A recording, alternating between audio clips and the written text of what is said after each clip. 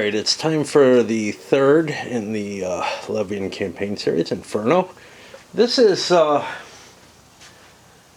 didn't even start with Almoravid. I stickered it and stuff, but I didn't start trying to figure it out and play it until long after I had this. However, this one came relatively recently, and there's another one on its way. I don't know how long, but I've been charged for it already, I think. The big gap between Nevsky and Almoravid, for me, rather than in terms of actual publication time, meant that I was really unfamiliar when I got to Almoravid with the core system of the Levian campaign game. Now, although the series is very, very different from most other wargame, well, from any other wargaming type of mechanisms, really. It's its own thing, like coin is, like CDGs are. CDGs feel less in a lot of ways. It's more like coin, and it kind of fits. Volko really goes off the edges of, you know, what the traditional wargame is into new territory with both of his big series. I'm going to not go over the core mechanisms when I go through the rules. Go look at my Almoravid video. I know that I covered them in depth there. I assume I covered them in depth in Nevsky as well. One thing the closeness also means is that I didn't take the opportunity to play a little trial run. That may be a mistake, because this game has some significant differences. However, the main reason that I did trial runs is for the core mechanisms. Like I've said before, I'm all in on this series. However, my first impressions of this one, there's a little bit of trepidation. You know, this is the scenario so far that I'm most excited about, although the next one I'm even more excited about, if I recall correctly. I'm not sure. I'm not sure what it's about, actually. I think it's 100 Years' War, but it's called Plantagenet, so it may just be in England and about the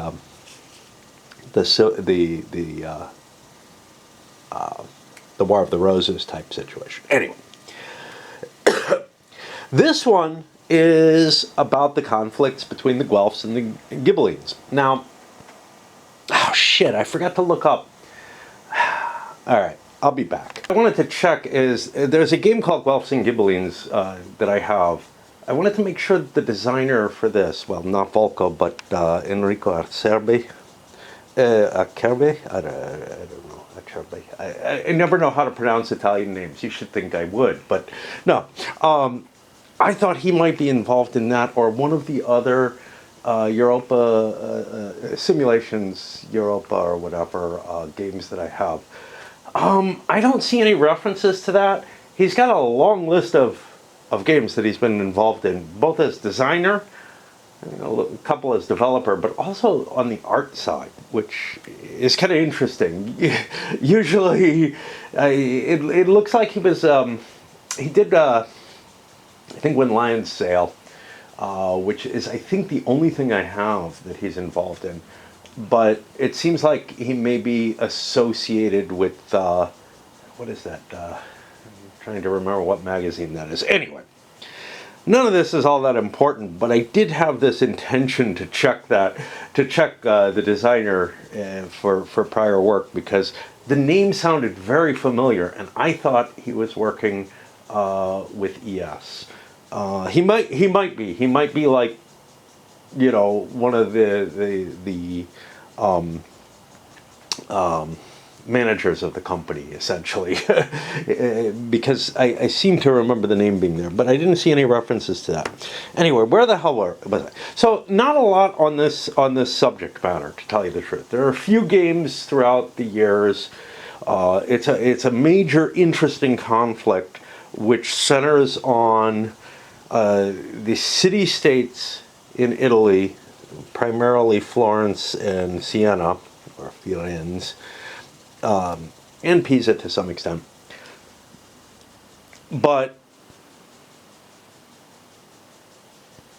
within the framework of them being within the empire.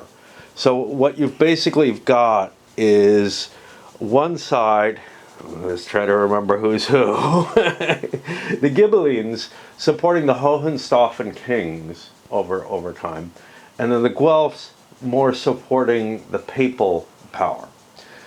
Like many things, although I might have like touching knowledge of it, I don't have a great deal of historical knowledge of this era. Most of what I've gotten is from here. Simply because anything I read just, sort of drifts out of my brain, right? I've been vaguely, I'm in the endnotes of a book on the Holy Roman Empire that I've had for like 5 years and been reading throughout it sporadically. I'll read it for a couple of weeks and then put it aside for many months. It's a tough slog. I'll get to a review on it at some point, or a discussion, or whatever the fuck it is that I do. So this is going to use the Levian campaigns. So the Guelphs and Ghibellines game, if I recall correctly, was a couple of tactical battles using, I think, the Berg system, Men of Iron, more or less. Which is to say, early on, Berg designed some games that were prototypes or precursors to Men of Iron. And this feels like it took off from them, so it's kind of like a cousin to the Men of Iron series. Anyway, but that's not this game. This game is, I don't know what Levian campaign is. I'm going to call them operational medieval games. It covers a couple of years, as they all do. Sometimes that doesn't feel like enough. It may be enough for this one, because this is such a weird period. I felt in Almoravid that the game wasn't long enough, that I wanted to cover a larger span of time because so much was going on.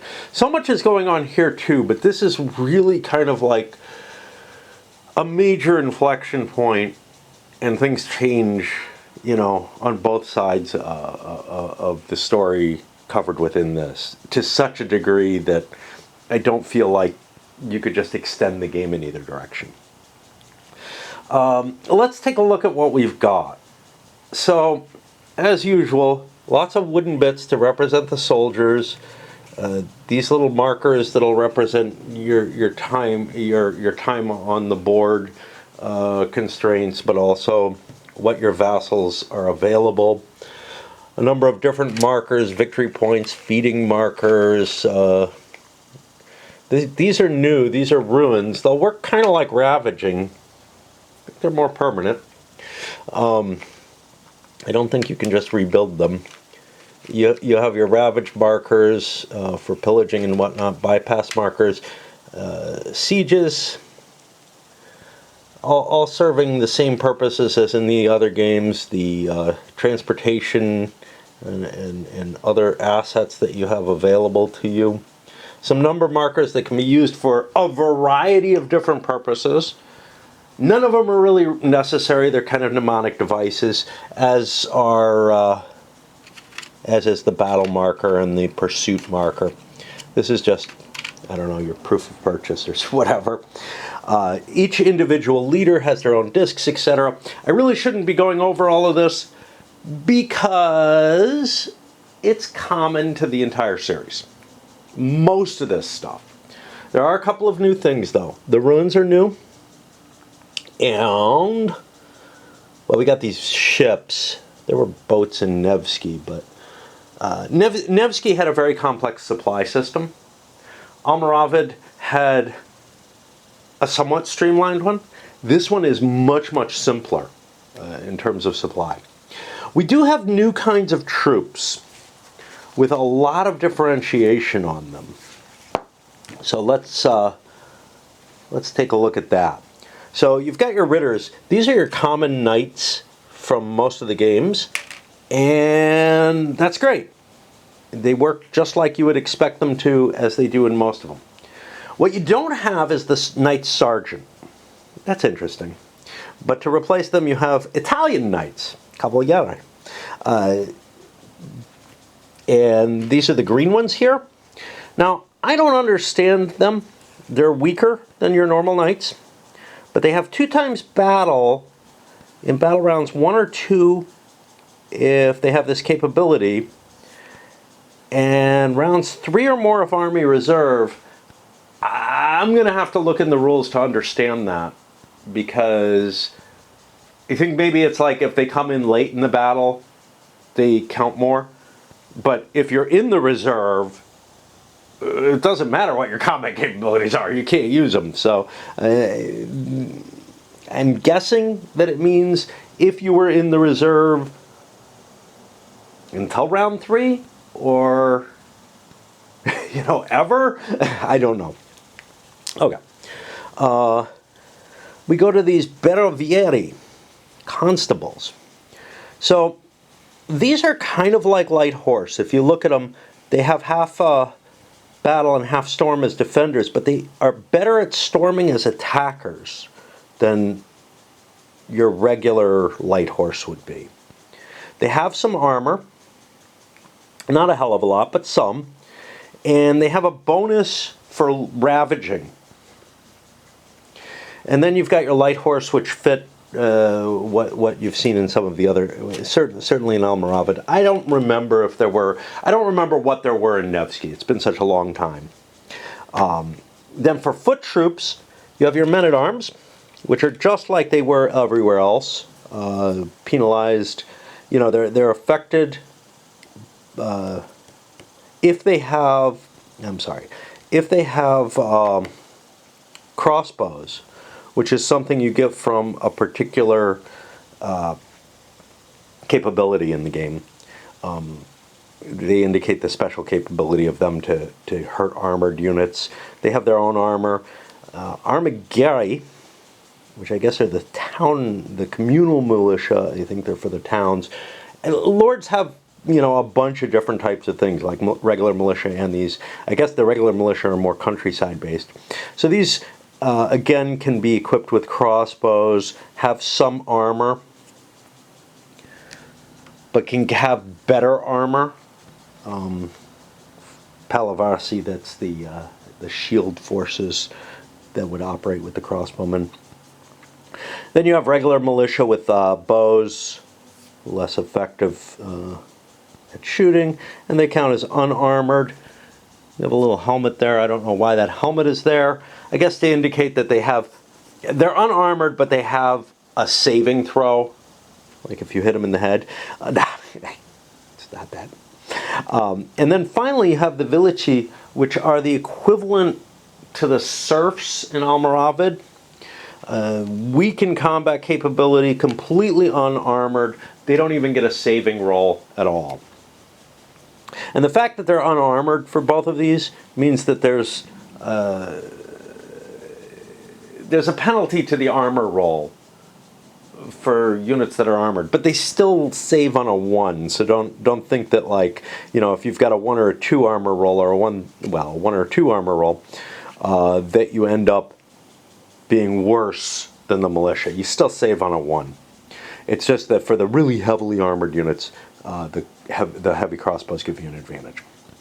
So those are the different kinds of troops added here. We've got a new concept as well that we have to take a look at, which is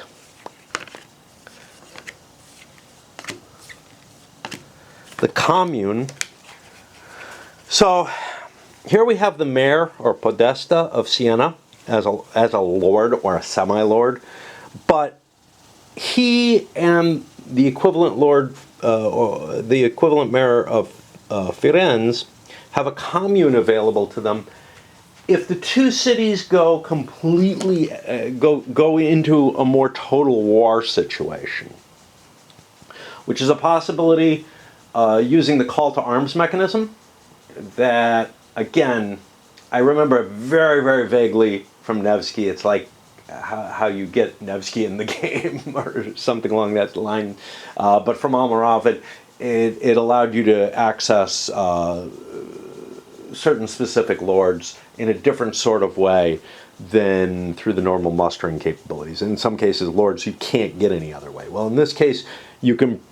This case is more complicated. The sort of declaration of war includes a mobilization and whatnot, not only of the troops, additional troops, but also, and by the way, those additional troops are actually assigned to that same lord. He becomes sort of a double mat lord, is what it comes down to. He has two different command mats in his play when you go to war.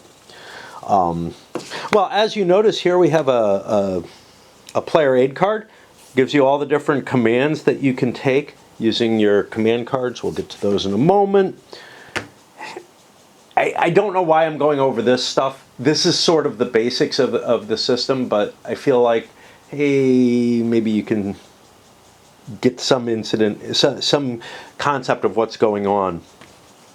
All these different things are actions that you can take when you draw a command card and you get the amount of points that you're allowed to use in that. You have some summaries of the Battle and Storm, the entire sequence of play, which I'll probably use this time. This is really important. This gives you where all the different lords are, and it gives you a summary of their information as well. But the really valuable thing is, it's hard to tell where people belong. There are so many different lords in this game, so many different shields on the map, and we'll get to that in a moment. I have some other summaries here.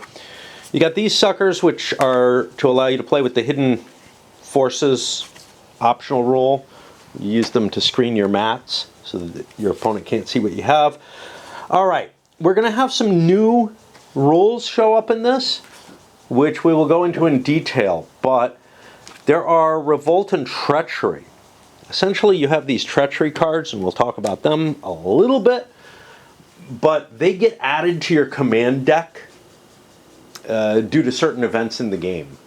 And they will allow you to perform different kinds of actions, like forcing revolts or bribing a lord to come over to your side.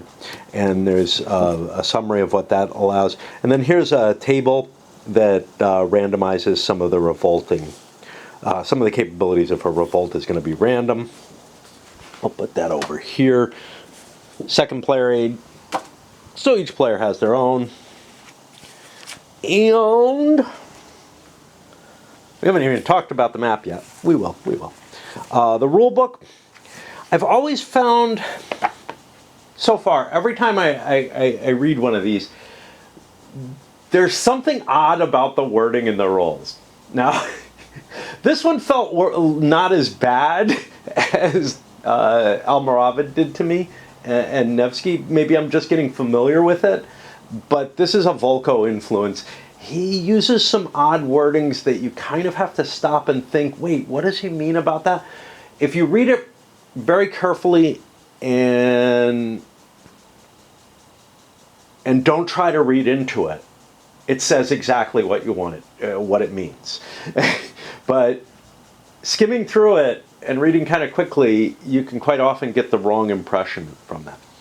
Again, like in the other series, like in the other games of the series, you have a playbook. GMT tends to put that. Oh, and again, colored dice to match the colors of the game. These dice are not going to leave this game. The colors are so odd that I'm like, I can't not play with these. But they could be very useful just pulling them in my dice. But if I just put them in with my big dice, I don't like big dice like this, and I won't use them for anything. Okay, so you've got like a little introductory scenario. Again, I haven't had a chance to do that. Some discussions on the strategy of the game, how to play solitaire. There's no special rules for it. There's just kind of like notes to help you.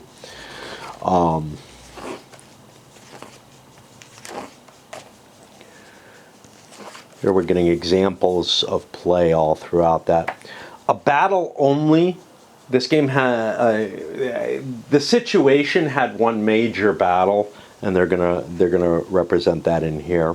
That's very common for the Levian campaign series to have, you know, in the course of the entire game, you might have one or two really major battles, and historically there's usually just one or two, and then the campaign is kind of decided by that. Most of the other games in the series have been kind of about one side is more powerful than the other, and then the other one builds up strength, and the secondary side is able to raid and maybe try to prevent losing as many points by gathering points through other mechanisms, but really can't afford to stand and fight. And then there comes kind of a point of balance where there's a possibility for a major battle to really happen, where both sides might be willing to do that. This one, my understanding from the notes, obviously I haven't played it, is that both sides are fairly evenly matched and can be throughout the game. It can swing a lot because of the way treachery and whatnot works. At least that's what I'm getting from the play notes. And then we get a rich campaign history. Again, I'm finding it hard to follow what the whole story is. I'm not sure why. Have I gotten stupider, or has something else changed? And then there's a whole list of all the Arts of War cards. These serve dual purpose as sort of a random event with the top value of the card, and then at the bottom part of the card is a capability that you can assign as a more permanent asset to various lords, or else they just sort of tuck in and are controlled by that whole side. And then, so details on all of these. I found the tip section in Almoravid. I haven't read these yet, but I found the tip section in Almoravid was helpful towards interpreting some of the cards. Because again, sometimes the wording on the cards, it's very precise, but it leaves you with that wrong impression. I didn't find it terribly useful, though. It was often the tips also were written in that same sort of parsimonious style that I'm like, I'm not sure I understand this, and I have to run it through my head a couple of times. A good deal of the historical information is here. You know, when you look at CDGs, and I said this with Almoravid, when you look at CDGs and when you look at the coin games, they have some historical information on the cards. And that's a very easy and accessible way to get a slice of the history. Putting the history inside a play aid, it's a compromise because there's never enough room on the cards, and these cards divided into two, there just would not be room for that information. But it's also not as immediate. You know, you're sitting there playing, your opponent's taking a little while, hey, you decide to browse through your cards for a while. You might do the same with the book, but there's something very immediate about just sitting there looking at your components that you have and reading them a little bit more. Hell, I did that with Magic, and there was nothing to learn there. It was just, you know, fun little notes about the world and whatnot. Okay. And then we have the events and capabilities on the other side. And then I read through the development notes. I found these, I mean, fine, but what I found kind of interesting with this was at least the section by Kraya here was not well proofread. There were a couple of grammatical errors and typos and such not in it, which makes me feel like it got handed in real late. Campbell's seemed fine, and then I haven't read. This is really just oh, the Brook, obviously. Yes. This is just information on the sources. Then you got your counter spreads and a list of all the different cards. I'm going to put this aside because we're not going to need this. All right, let's go to the biggie, the map.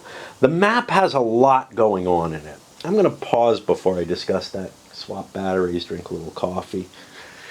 I have a couple of friends here I wanted to introduce you to. They've been stopping by recently, and I just thought I'd drop that in. Hey, they're eating my berries. Hey!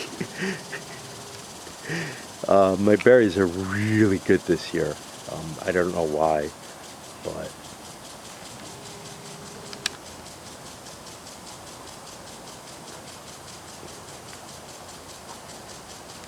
I have so many friends here. So the map. After that little interlude, let's take a look at what we got here. I guess I'll grab my tweezers to use as pointers, because the only other thing I use them for in this game, sometimes I use them to deal with this crap, but is to open the card packs. They're nice and sharp. But I keep a pair down here because sometimes I play regular war games down here. I just did. Okay. So first of all, you have the calendar. This is normal for the series, and it's used for multiple purposes. It tracks the victory points for each player, and those are these markers here. I find that kind of a confusing decision. One of the things is this map is tiny compared to, say, Almoravid's. I don't remember again what Nevsky's size was. It may have been fairly small, but it's also rather crowded looking, which I find much more disturbing than anything else. But, you know, if there was room, I would rather have the victory points tracked somewhere else. I find it kind of difficult to focus on what you need to win the game when these are kind of muddled in with all this other information. Everything else can go on that track. Everything else has to do with turns. The victory point markers do not. And I really think it was kind of a bad design decision that's been around, you know, since the beginning, you know, since Nevsky, of whether or not of putting the victory points up there. Yeah, it saves space, but like the odd wording of the rules that's very precise and parsimonious, I find that I'm sorry, I keep looking out at the deer. I find that it kind of detracts from the ability to understand what's going on as easily. These cylinders here are indicating what turn you'll be able to levy that lord. So the levy marker, and on its other side is a campaign marker, is your, hey, what am I doing right now? What part of the sequence of play am I in? The levy, the campaign, of what turn? The information here in italics, that's all historical information. But these little things over here that are very, very lightly emphasized, I felt that they kind of jumped out, nah, not really. These are important moments that are going to affect the end of turn sequence of those turns. So here are ravages get halved, and again here, and again here.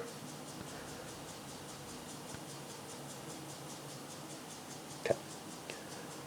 And do we have 3 years? Yeah, I think we have 3 years, which is part of the issue. It's more crowded. See, the map's smaller. The calendar is more compressed. There's a lot going on to make this busier. But there's also more information, or different information on the map. Now, maybe some of it is that some of this information is blown up and is larger than it was, say, on Almoravid, where a lot of the Almoravid information could be kind of background information that you might need to look for, but you didn't need directly available. So there's all these shields available that are showing you where different lords have their seat.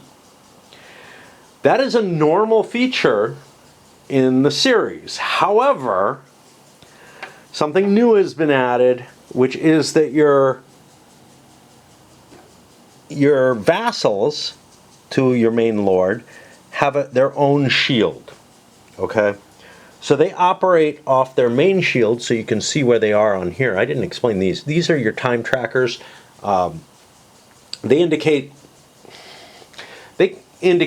how long that lord is still on the map.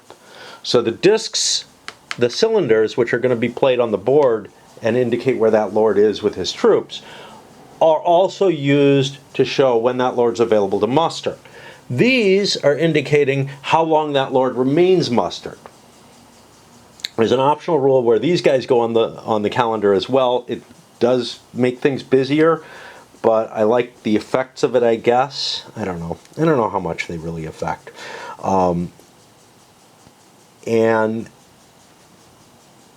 But each of these lords has his own little symbol on there. So if we were to look at Siena, we would expect to see this guy to be somewhere near there. He appears to have his seat actually at Siena as well. But he may have additional seats, which makes it particularly important to pull this thing out and look to see what we have. So this is Buonacontro Gostaloni, and his only seat is at Siena. And then this where here tells you where on the map you can find it. You know, we don't have like a grid that'll help you, but it tells you that you can find him in the center of the board. That's helpful.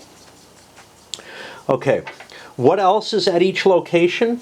Well, the type of location that it is, whether it's a city, a town, or a castle. That's all we have.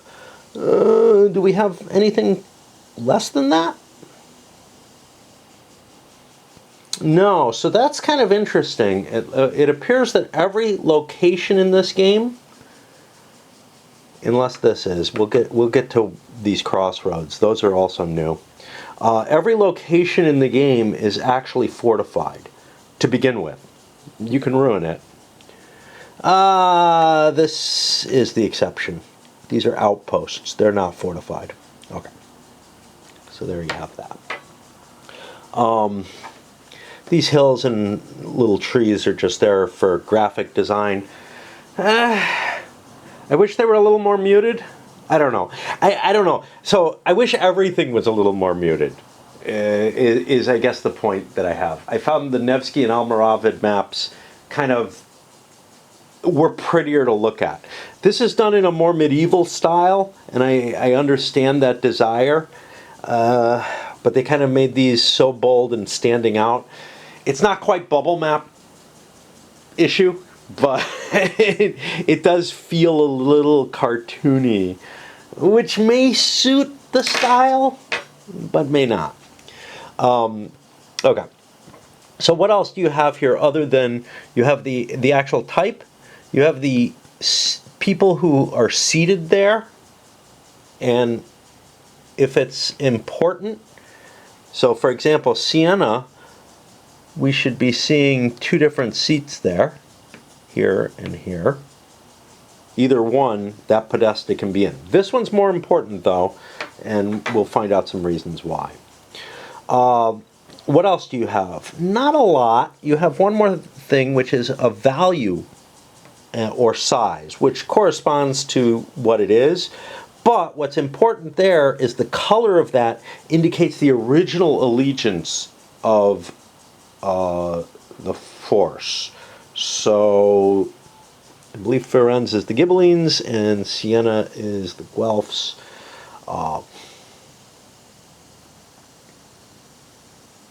There's nothing that actually indicates that very easily. All right.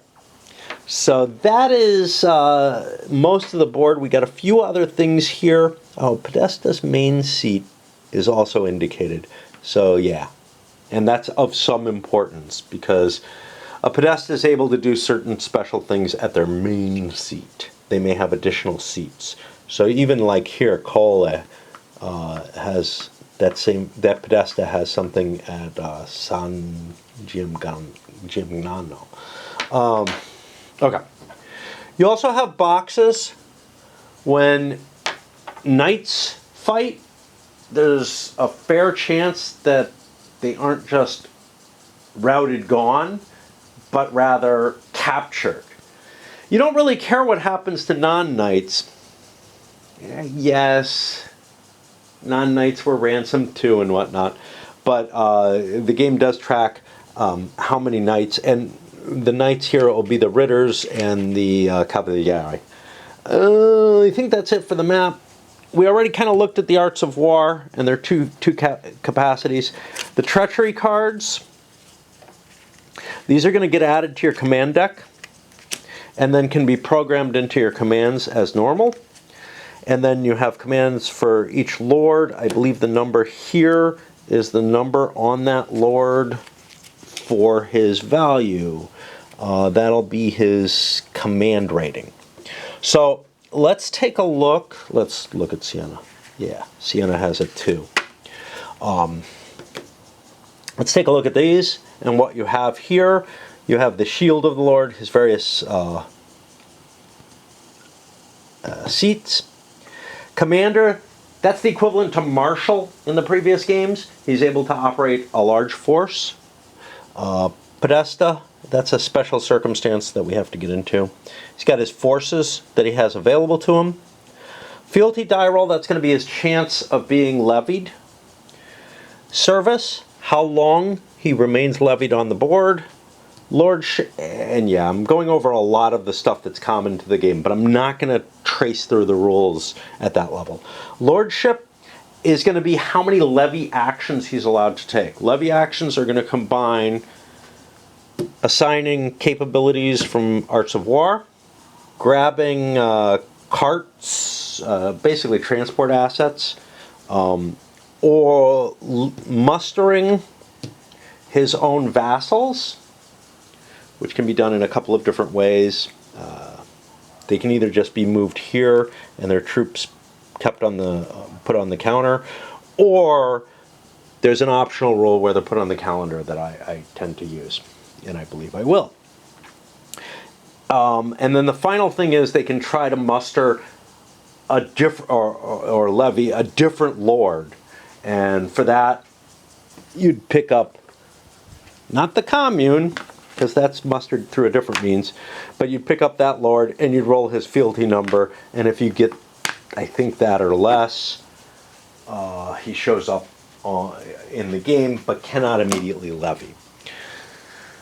Alright, so I think we've kind of gone over the components, and we've actually somehow summarized a lot of the rules while we do that. Such is life. You know, I am more familiar now than I was before. Now what we're going to do is we're going to dig into what the rules differences are from this game, between this game and some of the previous, well, the two previous ones. Now the rulebook is kind of nice about this. It gives these little markers on areas of the rules that give the summary of the changes. Many of them I could just go through this and just, you know, attach what they mean, but I think it's more useful to see it in the context of the rules, because I'm not so intimate with the game that just looking at this I understand what's going on, so I wouldn't want to speak about it. So some of it, I mean, you know, like what components are present, etc. You know, that feels a little weird to do. Okay, so the first one on the board, we have these outposts. These are going to be entry points for lords that are not on that don't start from the map, and we have the seats that count as being at that outpost. Now, oddly, this guy is in both, but whatever. The allegiance, we already talked about that. That's the color here. That's going to be who kind of, by the way, you can't move into these and fight in them or anything. Basically, it's the person who comes in on them is allowed to temporarily be there so that they can move on to the map. Allegiance, we already kind of discussed that. The original printed allegiance determines if you ravage an area, who gets the victory points for it. You're allowed to ravage areas that you were the original owner of, but you'll give victory points to the other player. If you ravage areas, so this is very different from Almoravid, where the current occupant of the area is essentially penalized for any ravaging. Here, it's the person who that city original or that locale originally aligned with who gets penalized.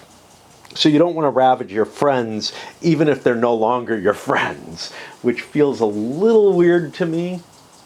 I have to peek out and see about the deer again. I was actually surprised by the idea that they might be eating berries. I didn't think they did that, and I went and looked, and they were gone. But I went and looked, and they couldn't reach the berries that were there. They must have been eating my ivy or something, which makes me happier. So I had another couple handfuls of berries.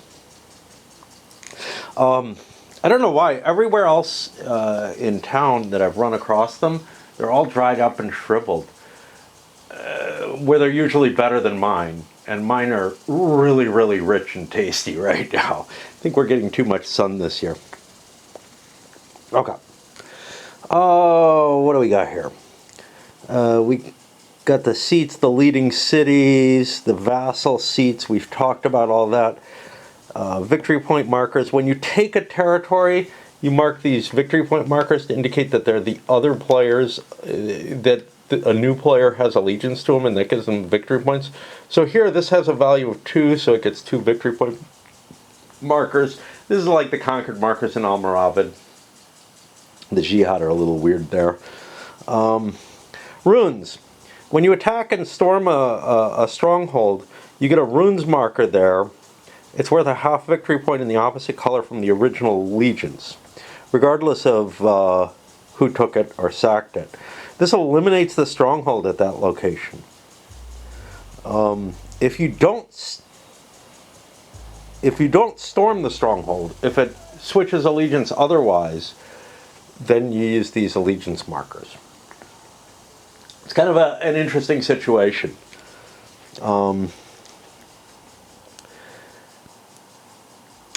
And it stops being a stronghold, essentially, so you're able to march through it, etc. It still remains a seat, however. It's just the fortifications are going to be destroyed every time there's a successful storm.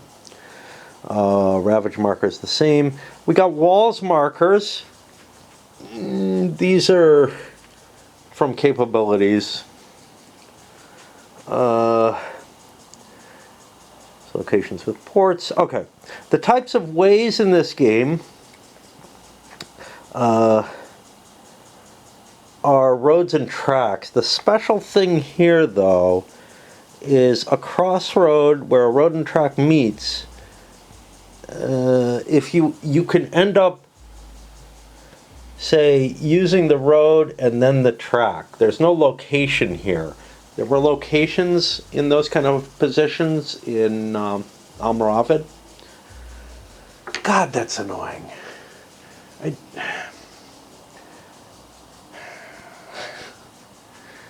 People who turn their cars into speakers. Or into subwoofers, basically, because you don't hear anything except the bass, and it goes everywhere.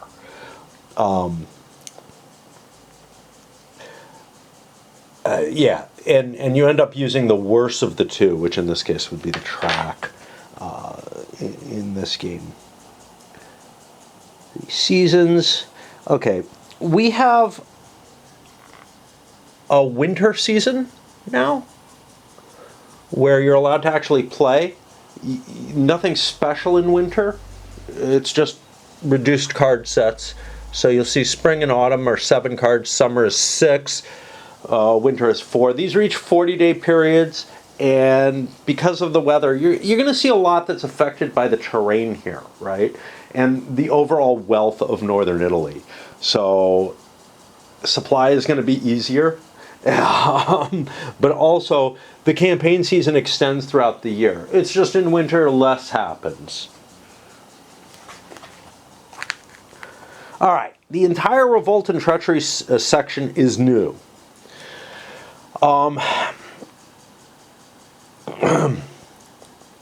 So Revolt can happen through either play of Treachery cards, possibly some of the Arts of War cards, and through cascading effects of a successful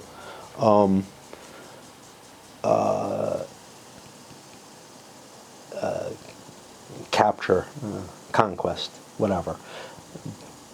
We'll see what it affects.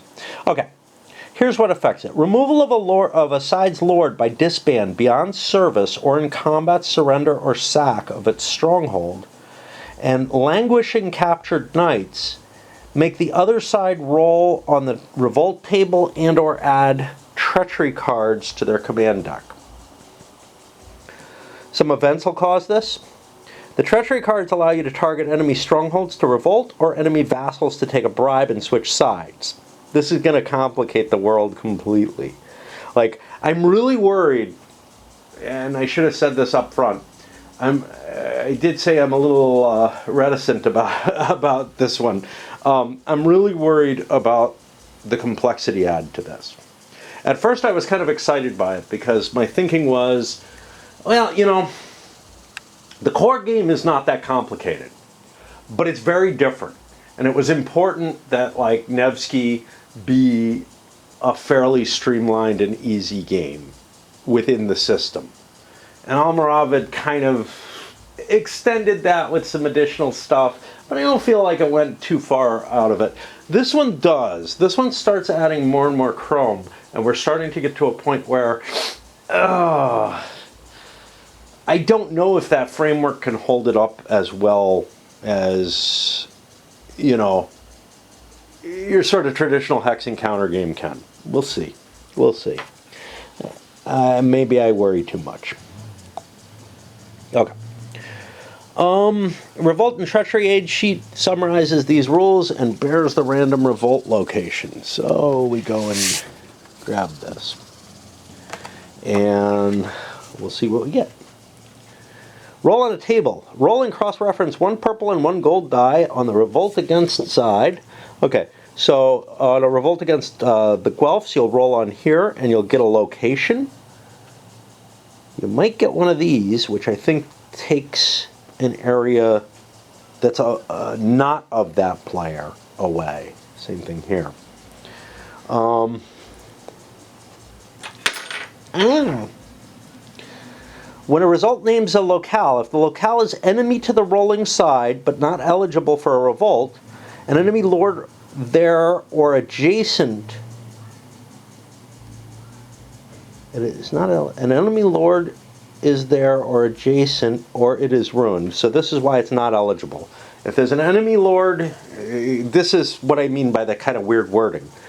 If an enemy lord is there or adjacent to it, or if it's ruined, you do nothing. If it names an enemy stronghold that is eligible, which says go to 1.41, only an enemy stronghold with no enemy lords there or adjacent, even bypassed or besieged, can revolt. Ruins and outposts never revolt. And I get what they're trying to do with this. It's just, on first reading, it doesn't make sense to me. Check whether any lord cylinder or allegiance marker only, not printed allegiance, of the rolling side is within one locale. If so, the named stronghold revolts. If not, nothing happens. Okay, so if it names a stronghold that doesn't have those ineligibilities, if there's a lord cylinder or allegiance marker of the rolling side, the person who's the revolt might be in favor of, is within one space of the location, that stronghold will revolt. And we get revolts down a little further. There seem to be a fair number of numbers in here, maybe a little more than there were in Almoravid's rules. That's an advantage. We had difficulty with Almoravid in terms of like large stretches of the rules that were headed by one number. So it was very hard to find specifics. Like here, eligibility. Yeah, that's the size a rule should be, man. That is perfect. Okay. This maybe not so much. This is getting a little big, but okay. And so there is a way to reference it, and I've seen these rules do that. So like it would say 1.4.2 rebellion question mark to get you to this section. That feels a little goofy to me, but it may actually save space overall, and it's as understandable as a pure number system. Okay. If the named locale is already marked with friendly allegiance, the rolling player must, if able, select one adjacent enemy stronghold, either side of the dashed line. Oh, there's a dashed line, yeah. So this line indicates the basic alignment of different things. So everything on this side of the line is purple, and everything on this side of the line is orange for their initial allegiance. Okay, which is why you have some places that their initial setup is different from their initial allegiance.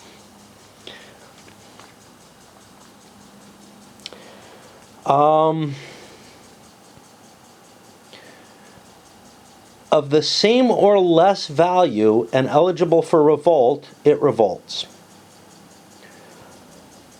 So if there's a stronghold, if you get a result that's now friendly to you, and the stronghold is, the stronghold has an adjacent enemy that has a base value that's less than or equal, and it's eligible, it can revolt instead. We haven't gotten an answer for these. If the table result shows an X over an allegiance marker, that's these, yes. The rolling side must, if able, select a stronghold marked with an enemy allegiance, only, not printed allegiance, that is eligible for revolt and at or adjacent to which the rolling side has a lord cylinder. That stronghold revolts. So if you've got a lord adjacent to an eligible place that's got the enemy control markers on it, it'll revolt over. Whew. Yeah, it's a lot of work to work your way through something that's basically a table described in words, you know? It really kind of is. It's pure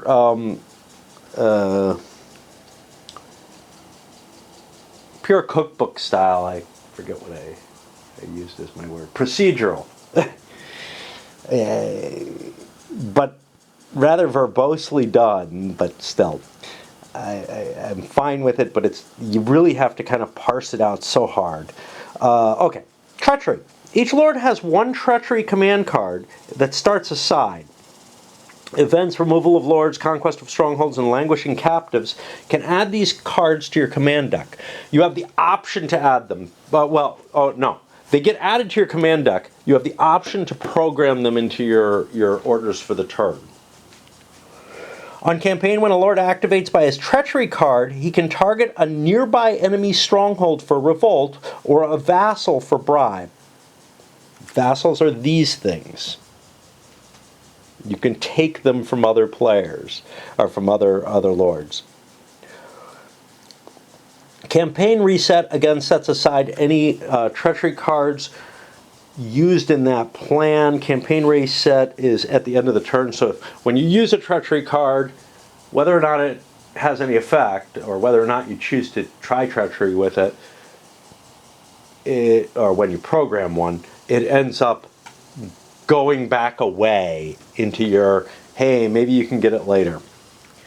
When Rules of Card text instructs you to add treachery, you select the specified cards from those set aside and add them to the side's command deck available for the next plan stack to be formed. They cannot be added to the current plan. You don't show the other player what cards you've added. Remove treachery by selecting and setting aside treachery cards from the owner's command deck. Again, not their programmed commands. Switching, although that probably doesn't matter. That probably only happens during levy. Switching allegiance by Revolt. Revolt either adds a victory point, wealth, or Ghibelline allegiance marker to a stronghold of the opposing printed allegiance, or removes all such markers already there. It then awards the side that suffered the revolt 1 to 3 calendar shifts. What this is representing, and we'll get to it in a little bit, is that when a city switches sides, that city was still core aligned with the side that it left. And, well, it was still aligned with the side that was left. And there are going to be a lot of citizens there who are not really welcome there anymore and or want to fight for the cause. So what they end up doing is giving you either longer duration calendar, your service marker increases its duration. You're able to stay in the war longer or on the field longer. Or it moves your cylinder, and that's this exiles here. You move your cylinder closer to the left so that you're able to muster that lord more quickly because he has more stuff. Now, where are we?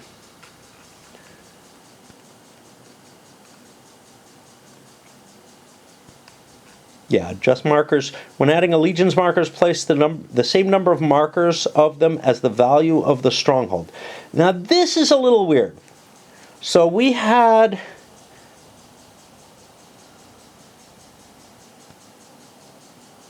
This is where I'm having trouble. Switching allegiance by Revolt. Revolt either adds 1 victory point allegiance markers. It's plural. Okay. Yeah.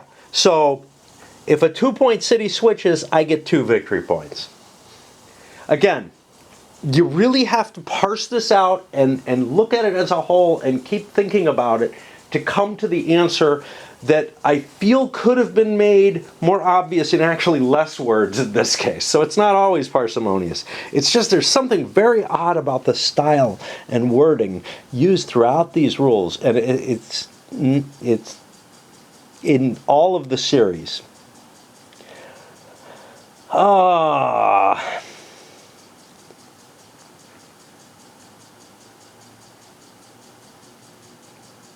Okay, let's see what the next thing is. When removing them, remove all that are there.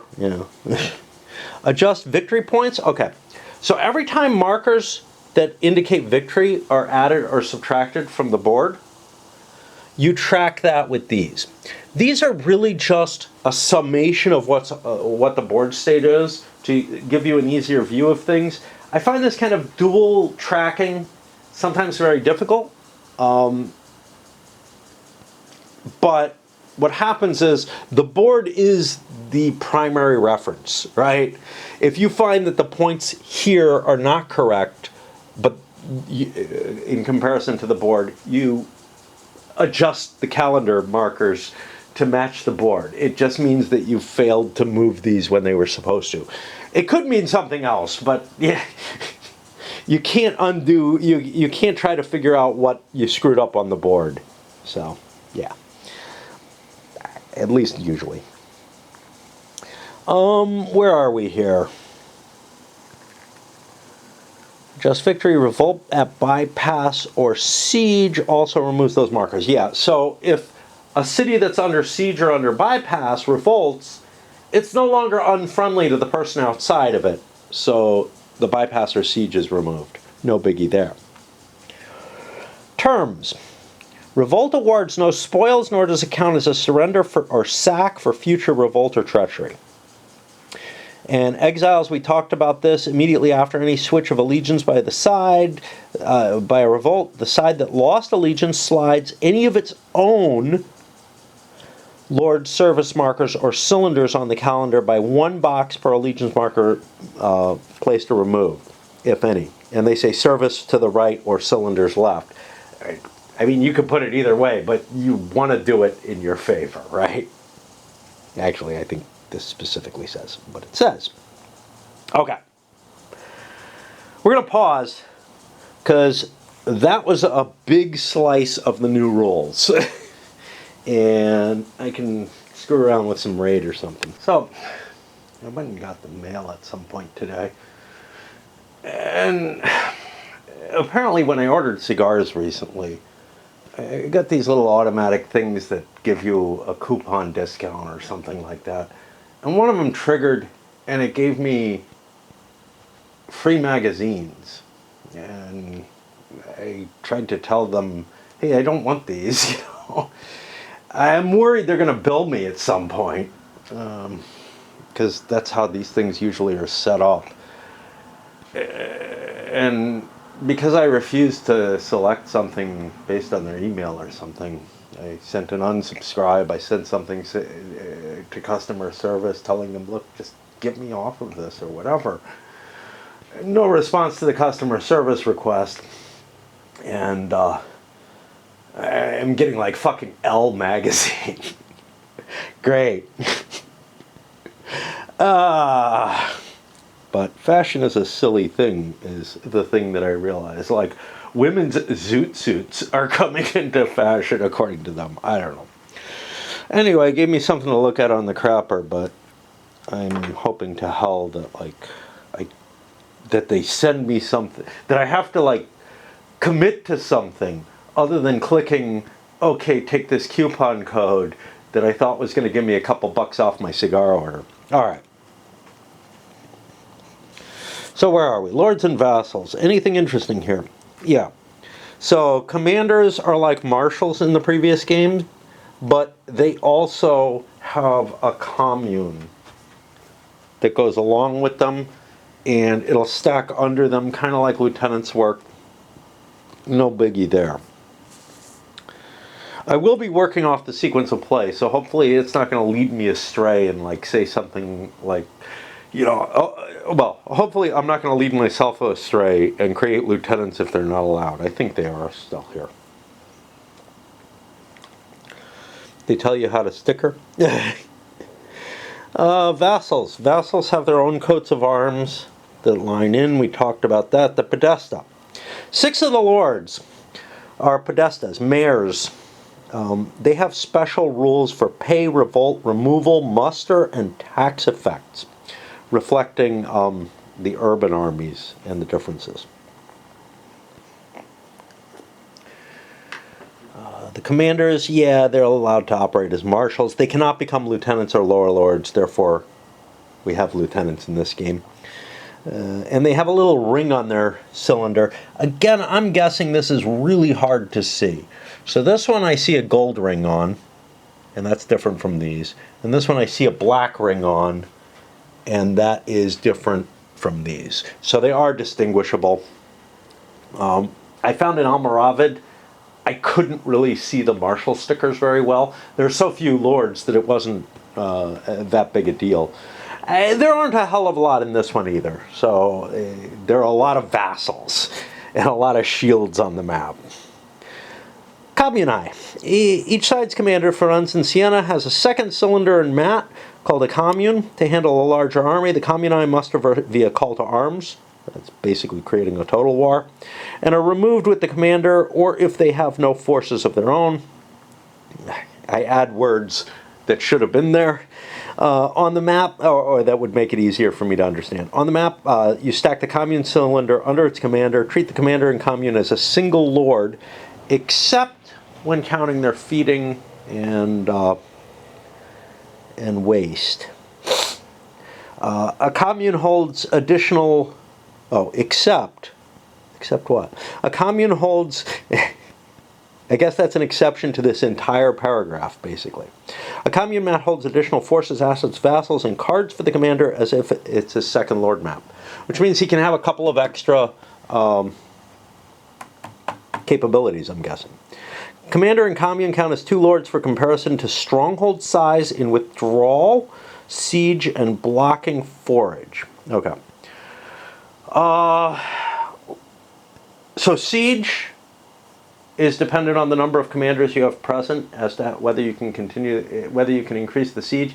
That feels a little false to me, but okay. The thing is, like in Almoravid, I would have like a commander who had 1 unit, 1 strength point, 1 piece left on his mat, and he would count as strong as, you know, a couple of the guys who have huge armies under their command. It just it feels like there's an abstraction there that I don't really like.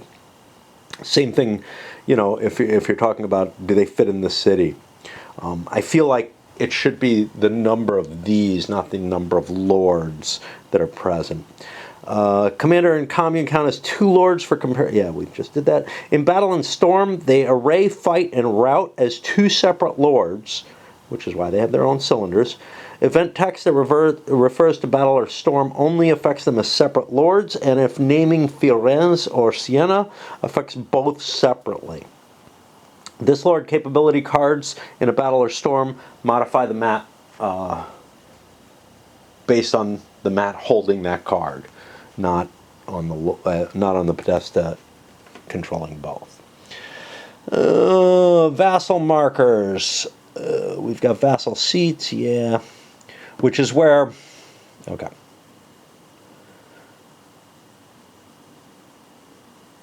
And vassal ratings are going to be used in bribing as well. We haven't hit bribery here in the Revolt or treachery yet. We have treachery command cards, which can be programmed in instead of your normal command cards. They do not allow you any command rating. They just allow you to do a treachery action, which means, like in much of the game, you have to kind of pre-program and figure out where you're going to be at any given point in your command deck. You don't have a lot of flexibility, and if you mark a treachery in there, you know what it reminds me of? It reminds me of Machiavelli, or to a lesser extent diplomacy, because in diplomacy you're pretty much recording 1 action, but in Machiavelli you have to record bribes and stuff like that. I don't know. I don't know. But because you have to look so far in advance, it would be as if you were plotting movement in Machiavelli multiple turns in advance, which you do not do. So I don't know why it reminds me of Machiavelli. Hey, because it's Italy, man. I don't know.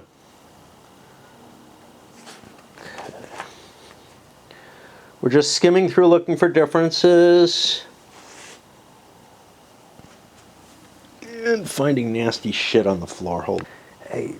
Because I do a lot of my yard work from this room, and I used to store my cart here. You could say, well, why don't you vacuum? Yeah. I don't know, because I'm lazy. A lot of the yard comes in here, and it's carpeted. A lot of the yard comes in everywhere in my house, but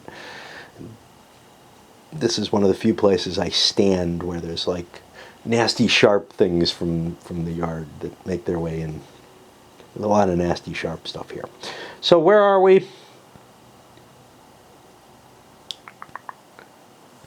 Oh, vassals generally have a vassal seat that has to be friendly in order for them to muster. There are certain special vassals that'll muster differently.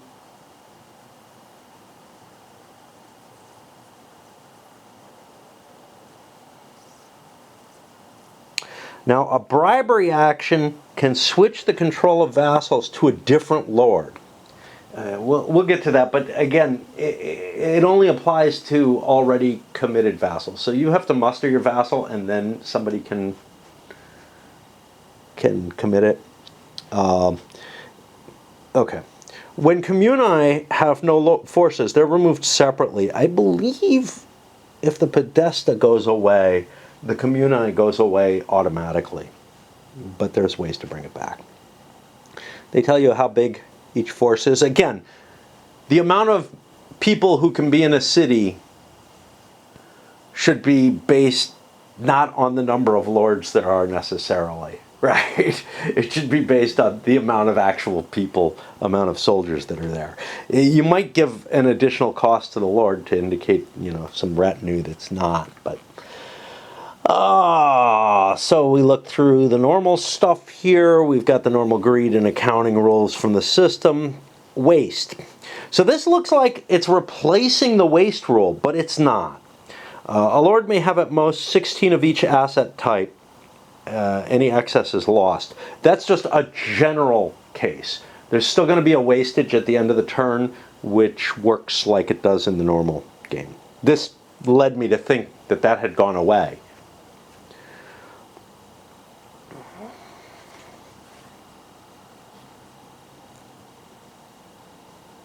And this specifically says that the Inferno marker is not useful in play, which I think means if I find a use for it, I'm violating the rules. There are markers here. I guess bypass started in Almoravid.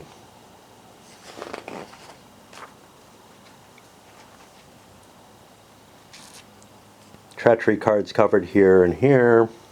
Just, you know, filling them in to the rules in a way that, like, make sure that all the setup and everything is correct.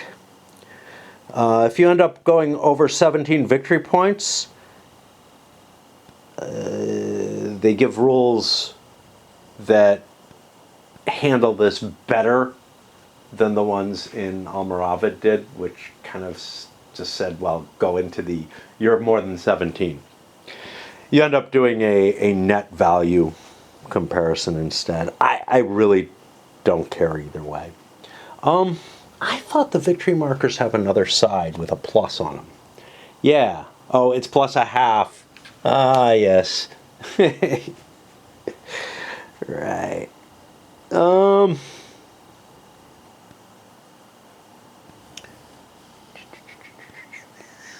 Again, Arts of War. First turn of the game, I believe you draw 2 of these and they become capabilities that you get to add to your basic setup at random, kind of. But from then on you draw, and they're events. They either have an immediate effect or a hold. I'm just pointing that out because I don't think I went over that at all in sort of the brief overview. Okay. Podesta of any type cost 2 coin to shift their service. So if you've got a Podesta who is who's due to expire, whose term of service is due to expire, it's going to cost you more to save him than it would normal lords in the game. And here again, that's clearing that up. When a Podesta is disbanded beyond service limit, his cylinder is put on the calendar 3 60-day boxes ahead of his current turn, just like his service rating would be. The Podestae are never removed from the game this way. They basically, the idea is that this is not a single lord who would be kind of paralyzed by the loss of that lord or by his disgust with the campaign or whatever. Instead, the city is still willing to continue the fight because there's a larger base of population and whatnot than what a lord's retinue normally would be in this system. Okay, for either type of lord, set aside his vassal service markers, his forces and assets, commune, cylinder, and mat. Yep. Revolt and treachery. Okay. So here we come to another. When a lord disbands beyond his service or is removed by combat, the enemy side must roll on its revolt table, once for a regular lord, 3 times for a podesta, equal to a service rating. I don't know why that has to be equal. The enemy side then selects 1 treachery card to add to its command deck of any lord they want, for the disband of a regular lord, or 3 cards for a podesta. So it looks like you get both. You get both revolts and cards, and taking an urban location out is a big deal. Well, taking an urban lord out. All right. If you're removed due to service limit, it's pretty much normal rules, but the commune will go away along with the podesta in that case. I don't believe the commune has a service limit or anything like that. If we look at this, yeah, they don't have any numbers at all. They don't have a command. They're under the command. So they're not able to move on their own. They're not able to muster anybody's forces, and they don't have their own service limit. They're tied to the Lord's service limit once they've been mustered. Okay, let's go to muster. A podesta can use lordship from his main seat even if besieged there. That's a difference. Normally when you're under siege, you are not allowed to muster, to do any levy actions. Lords may not conduct musters unless a podesta with a besieged, yeah.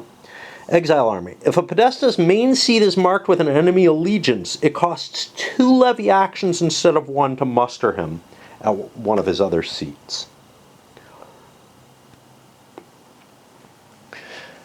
Fealty roll. This is, you roll to see if the new commander, who's not yet on the board, comes in. Urban army. A podesta can be mustered at his main seat stronghold even if it's besieged.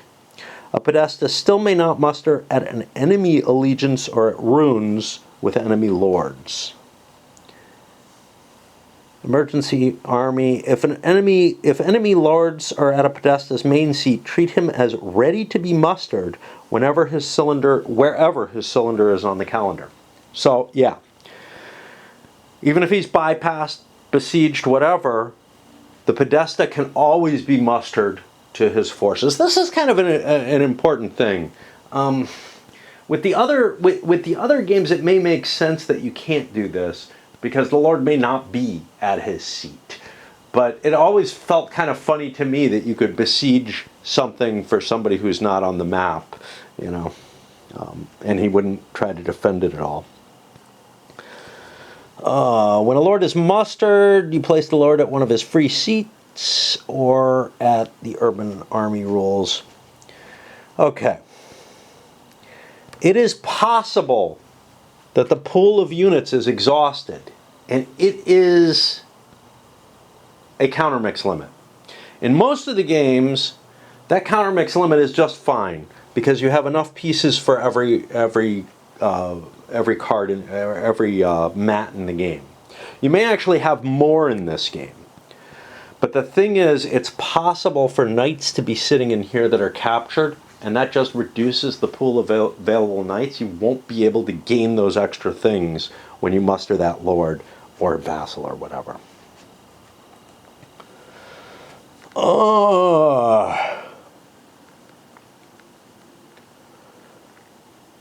right. When you levy a vassal, its vassal seat must be friendly, but it may be besieged, bypassed, ruined, or ravaged. It still musters with the lord who's going to have the troops with it. It's just, there's just this precondition. And I guess, you know, if it's not friendly or something, you can flip it over like you would if it's beyond, if it was unavailable for other reasons, like because of its just having disbanded. Carraccio, Sestieri, and Terzo special vassals have no vassal seats, but muster only at their leading city. And we'll get to them. In the rare case that the pool holds too few unit pieces, the vassal doesn't add those pieces the same way when you muster a lord if there isn't enough in the force pool to handle it. And that may be a reason not to do this, right? You don't, because especially if you muster a vassal, if that vassal then comes off the map, you have to pay those additional those forces that he brought, even if he's lost them some way or didn't bring them initially. So that's always kind of a weird, funky thing that kind of takes place in the game. Their forces are not aligned directly with them, even if they're placed on the counter up there. They have to lose the entirety of the force that they would have brought. All right, sestieri terzi. In some cases, a commander can attempt to levy sestieri or terzi special vassals outside the call to arms. His commune map must be already in play, but with sestieri or terzi ready, unmustered, and he must be inside his leading city, Firenze or Siena, not bypassing or besieging. He can be bypassed or besieged. For each levy action, select one sestieri or terzo and roll a die, less than or equal to the die shown. On that service marker, musters it on the commune map. Higher rolls expend the action with no effect. All right, let's take a look at these. So, I'm guessing that these will be them. Has the Carriaccio. Is this what we're looking at? This looks like it. Okay, this I think aligns with this. These align with this. These are these three. And they have to roll a die to muster under this special circumstance, which is, let's look at it again. For each levy action, select one and roll a die, yeah, as if it's a lord sort of. And then if you succeed, if you roll equal to or less, you end up getting that vassal as part of that mat. Getting the troops deployed. That's what I mean. Autopaschio. This special vassal starts set aside until the Tau Company capability enables Firenze or Lucca to muster it for 0 actions, but otherwise per rule 3.4.2 above. Okay, we got to find it.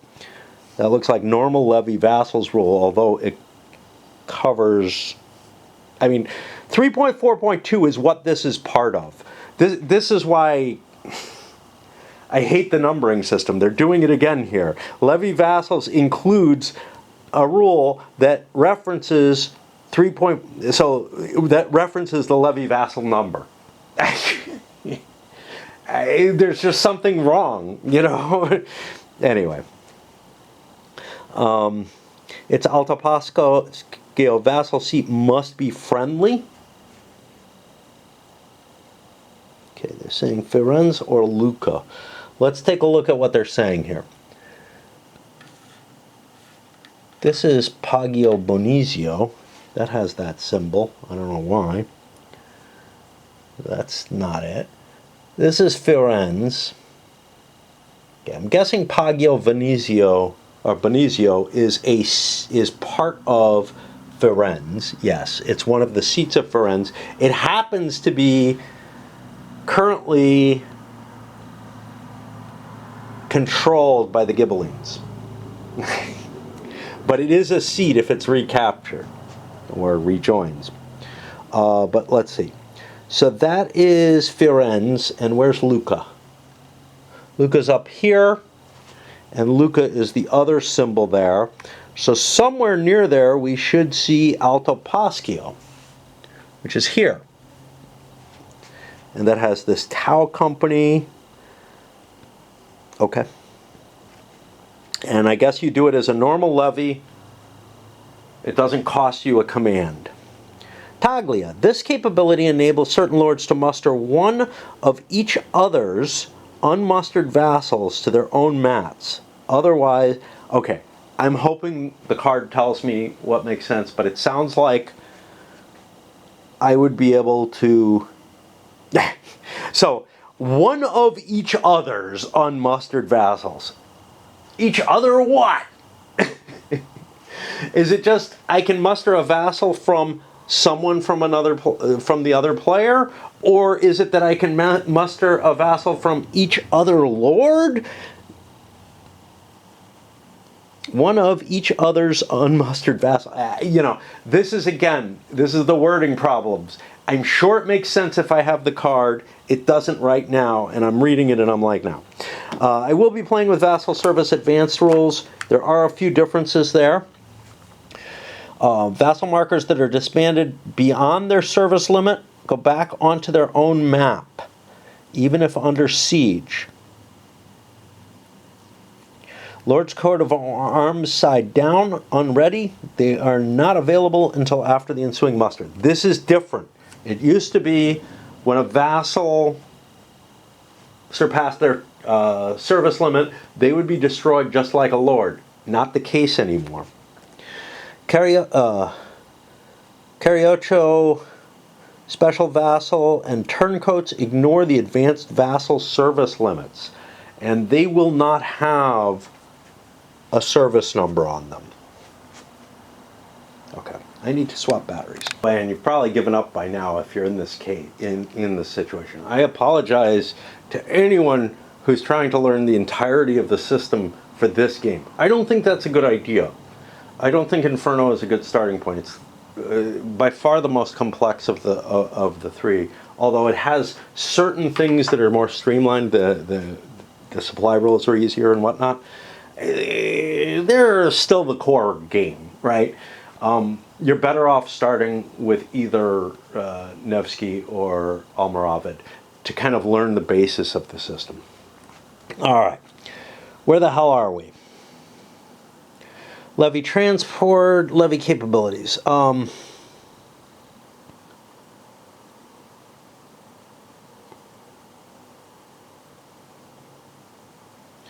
yeah, you can levy capability cards to your main lord, but you can also levy them to your commune.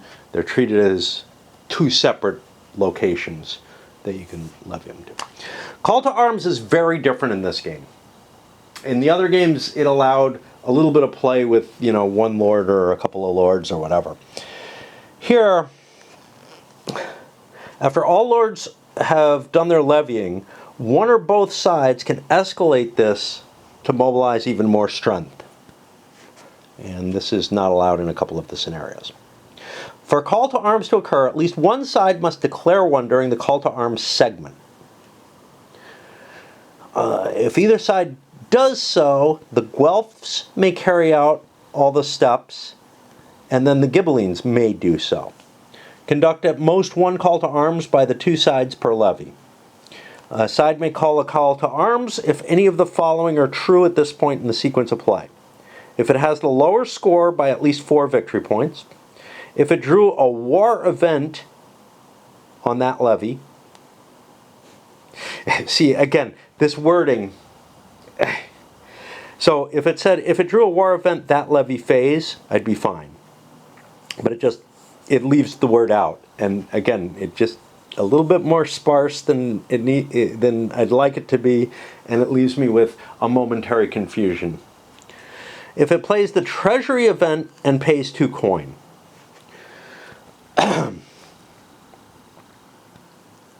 Guelphs may wait for a possible Ghibelline declaration before they play their treasuries, because I don't know. They just have the capability to delay their decision. Okay. It prevents any kind of timing issues. Gather. Each unbesieged lord of that side anywhere on the map may immediately march using his command rating, modified as applicable. Commanders may march with other lords. Commanders, the martial equivalent. Do not mark any lords as moved, and they don't have to feed. This march may not at any point enter a locale with unbesieged or unbypassed enemy lords or unruined enemy strongholds. Each lord who marches must end up closer to his side's leading city, either Ferrans or Siena. Commander to arms. If desired, disband that side's commander, Firenze or Siena's Podesta, with his commune if it's on the map, as if it's at service limit. Then, if desired, so that'll put him ahead on the calendar where he's not available, but then, if desired, and as able per 3.4.1, muster the commander inside his leading city from anywhere on the calendar. So he has to own his leading city, but it can be besieged and whatnot. Again, weird special cases for the urban armies. Commune. If a side's commander is now inside his leading city, you just had an opportunity to set yourself up there with your entire force started over, but not with your vassals levied. His side may muster or augment his commune. If it does, if it's not already mustered, set out the commune map with the assets and special vassals it shows. Stack that side's commune cylinder beneath its commander cylinder, which is where it'll always be if it's on the board. If besieged, there must be room for the number of lords there, and that's the size of the city, is how many lords can be present. Muster special vassals and units on the commune map. The commune, if in play, must end up with at least its carroccio, unless captured, and one sestieri or terzo. Up to all remaining unmustered sestieri or terzi may muster during the call to arms. Muster sestieri or terzi as desired without rolling. They just show up. You don't have to take them all, but you got to take at least one. Now what you'll notice is that this sucker has a force on its base. So it has this as sort of its base, and then it has these three. You can bring them all into play. But it doesn't just have troops and a carroccio here. This kind of represents the carroccio. And then you have the additional forces as well. If the carroccio is captured, I believe this entire counter goes away, and you may not have those forces anymore. We'll see. I hope. We're not getting a very strong grasp of what's going on by this kind of trying to catch the changes. I thought it would work better than it is. That's life, man. All right.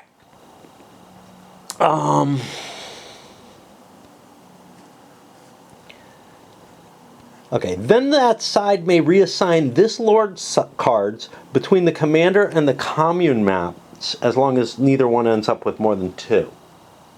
But remember, if you disbanded, you lost all your cards, right? So if you took the go back home, you're not going to have capabilities available. Cities recruited by militia by wards. Is this of any importance?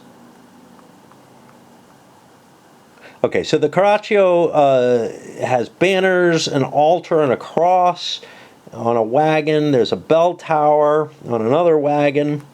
And select troops would defend the carroccio. Priests held mass by the altar before the battle, and trumpeters beside it called fighters to the fray. Very weird thing, but you'll see similar types of stuff was done with like the True Cross in the Crusades as well, where it was, you know, there was this whole panoply of like stuff to protect it and to you know, adore it, and they brought it with you into battle. Okay. Finally, either side, that side may either conduct an extra muster segment with any one lord of that side who is able to do so, gets levy actions equal to his lordship, or muster any one lord other than the commander automatically without a fealty roll or a levy action. This could include an urban army. Okay. Urban armies, I think, are the Podesta, so I don't know. All right, let's take a little break because we are fatigued already. How far are we? Not that we can really tell too much, but 15 out of 25. There really aren't, you know, there aren't a whole lot of these little things, and we've hit a couple of the big ones here. We've hit at least some of the treachery effects, which is one of the big changes, and some of the effects of the urban armies. Okay, on to the campaign. Let's see what differences there are here. Treachery cards can get played. During your planning, you put them in. Each lord has 3 command action cards and potentially 1 treachery. Okay, we've got lieutenants as per before. So it's possible that there are things that are withdrawn from the rules that won't have these markers, and that's part of why I kind of reiterate stuff that is noted. Besieged lords can sometimes forage, siege, sail, tax. I'm not sure. I think or perhaps forage is the only piece that's actually different. This is why a lot of living rules and whatnot use a highlighted different color text or whatever. I find this little arrow much less intrusive and annoying for whatever reason. I can understand why the other version is used, because you can just put the actual change in play instead of just, hey, there's a change here, without knowing, hey, how much of this other stuff is in the change. But anyway, treachery card. When you reveal a treachery card, the lord undertakes no command actions but can attempt a revolt or a bribe. We have not yet hit how these are done. And there are pass cards, as with the original, or the earlier versions. You usually won't program them in unless you don't have many leaders.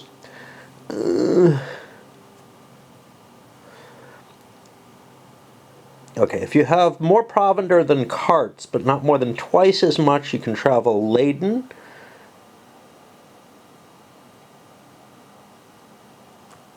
Okay, so this is interesting. If you have, they've changed the provender, the transport rules. A lord with any loot on any way moves laden. Okay. A lord with more provender than carts, but not more than twice as much, moves laden along a track, or unladen along a road. So the roads here are better than we've seen in Nevsky, which makes absolute sense, or in Spain. You're able to travel with double weight, as long as you don't have loot, across roads. Now, there aren't a lot of roads, and you know, you can look at it as you like, but that's going to be difficult to recall. Like, I'm so used to you can only carry double your stuff. Here, though, the tracks are actually the equivalent of the roads in Spain or in Nevsky. If you have more than 2 provender than cart, you cannot move without discarding it. Okay, another one. The first march of a command card costs 0 actions to move adjacent along a road. Okay, so normally you spend a command to move along a road, along a way, but it depends on the game system. Here, it's generally going to be 1 to move along even a track, but as long as you're unladen, you get a free move at the beginning of each command card if you want to use it. And I'm not quite sure. Let's see how that's written again. The first march of a command card. Yeah, so you can do other stuff first, like gather supplies and whatnot. Mark lords avoiding battle to an unbesieged enemy stronghold as bypassing it. Mark lords avoiding battle to an unbesieged enemy stronghold. I don't know what the fuck that's supposed to mean. We'll see it here. Place a bypass marker on that side's lord outside the stronghold. Oh, you know what? I bet you Nevsky didn't have a bypass rule. A lot less strongholds, and they probably were more important for the scale of it. That's what I'm guessing. I'm used to the Almoravid, which doesn't have it. For any of the following actions, mark a marching lord as moved.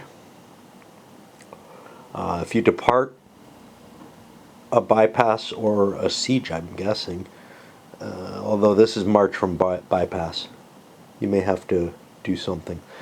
A lord or group that begins a command card or a bypass marker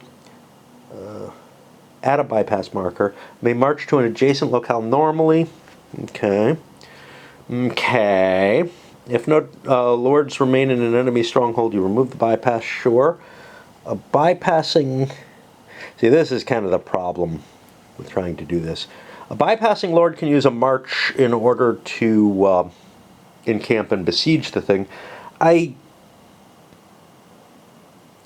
You have to stop when you enter an enemy stronghold, and you can either lay siege to it or bypass it. If you this is the same as Almoravid. If you bypass it, and I'm assuming that it works the same way, from what I can read, but I'm not positive. If you do bypass it, you can do other things off that card. You can't move further on. And one of the things you can do with an action is encamp, which puts you in the siege situation. So you could ravage the area or whatever, which is valuable. And if you're inside a bypassed stronghold, you're able to, or sieged. See, I'm not seeing this here.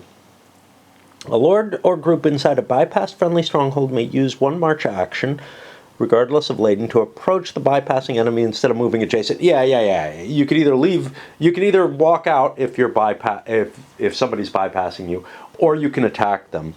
But I'm looking for something equivalent, like march from siege. And I'm not seeing anything. I think they're spelling out certain specifics about bypass because it's new. But I don't remember Almoravid having this problem. But anyway.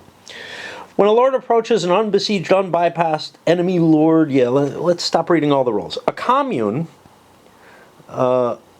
works in battle. We're in the battle section now. Arrays, repositions, flanks, and routes as a separate lord. It may start in front, center if its commander is the active lord. So basically, you know, if I activate Siena, I can put either of the two forces in front. I can't put other lords as the first active lord. Okay. What do we got here? Array. Wait, what? This isn't even. This is supposed to be a sentence start. There's a period here. Array and reposition sallying attackers per sally, but behind the defenders. Yeah. This is if you have an Elysia type situation where you have besiegers coming out and attacking. Well, I don't know. Besiegers, besieged coming out, sallying out, and an intervening force at the same time, which is possible. A relief. Looking for more of these. I'm having trouble seeing them now. Not sure why. Just, I think I was playing Raid too long. I've been trying to kill Santa Claus and all his reindeer, and it's not easy. Alright, where are we? Select target here. Crossbows in the event sudden clash can enable striking side instead to select which enemy unit takes such a hit. What are we under? Is this just basic battle? I think so. After the owner chooses a lord to be affected, such as when flanking, the striking side selects the targets. This also happens in siege. There's something similar there.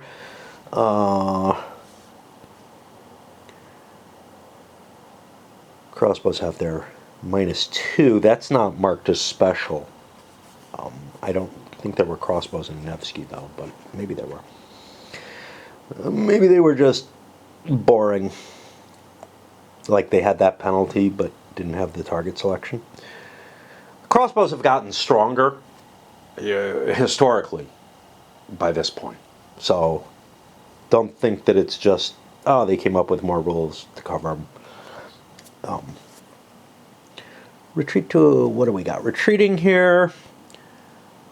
Stronghold that's not already besieged or bypassed. Bypass rules are new with Almoravid, I guess. We're under spoils.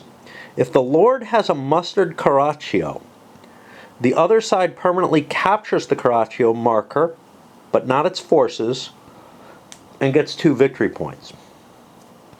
That doesn't seem to indicate that the Carraccio forces go away, so they may stay around. Like, they may not be eliminated from the force. In fact, that makes sense because you probably got your ass kicked in a battle. Lords who conceded, so that's if you were, if you're removed, yeah, the forces are gone. Lords who conceded and retreated transfer their loot or their, but they lose no other assets or their Carraccios. So if you get away, you don't lose your Carraccio, but if you retreat without conceding the field, if you don't take a round of pursuit with the forces that are retreating, now how is this worded? Losing lords who were removed or retreated. Yeah, so this is kind of interesting. A lord might retreat. Let's see. All losing lords missed either. No, that's at the end of the battle. So all lords are determined whether they lost or not, and whether they're applicable to this at the end of the battle. This is one of the problems with what I'm doing. I read through the entire rules, and they all made sense at the time. But when I'm trying to piece out little pieces of changes from the prior, I'm like kind of lost as to where I am in them. So I don't know how valuable all this is. Shit. I know that my intros are fucking useless, right? Like the rules intros. They're just fucking useless. But they serve a purpose to me quite often to remind me of stuff. But in this case, they're not even really doing a good job of that. Okay. Okay, we got exception. All right. This is... I don't know what this is an exception to. It looks like it's a bullet point to service, which is different, I believe, from Almoravid. I think in Almoravid you just moved 1 to the right, or to the left. Here, the losing side rolls 1 die for each of its retreating lords and shifts the lord's service marker, according to 3.42. Each of his vassal markers, that's the optional. Left 1 box on a roll of 1 or 2, 2 boxes 3 or 4, 3 boxes on a 5 or 6. Maybe that happened in Almoravid. I seem to remember something along those lines.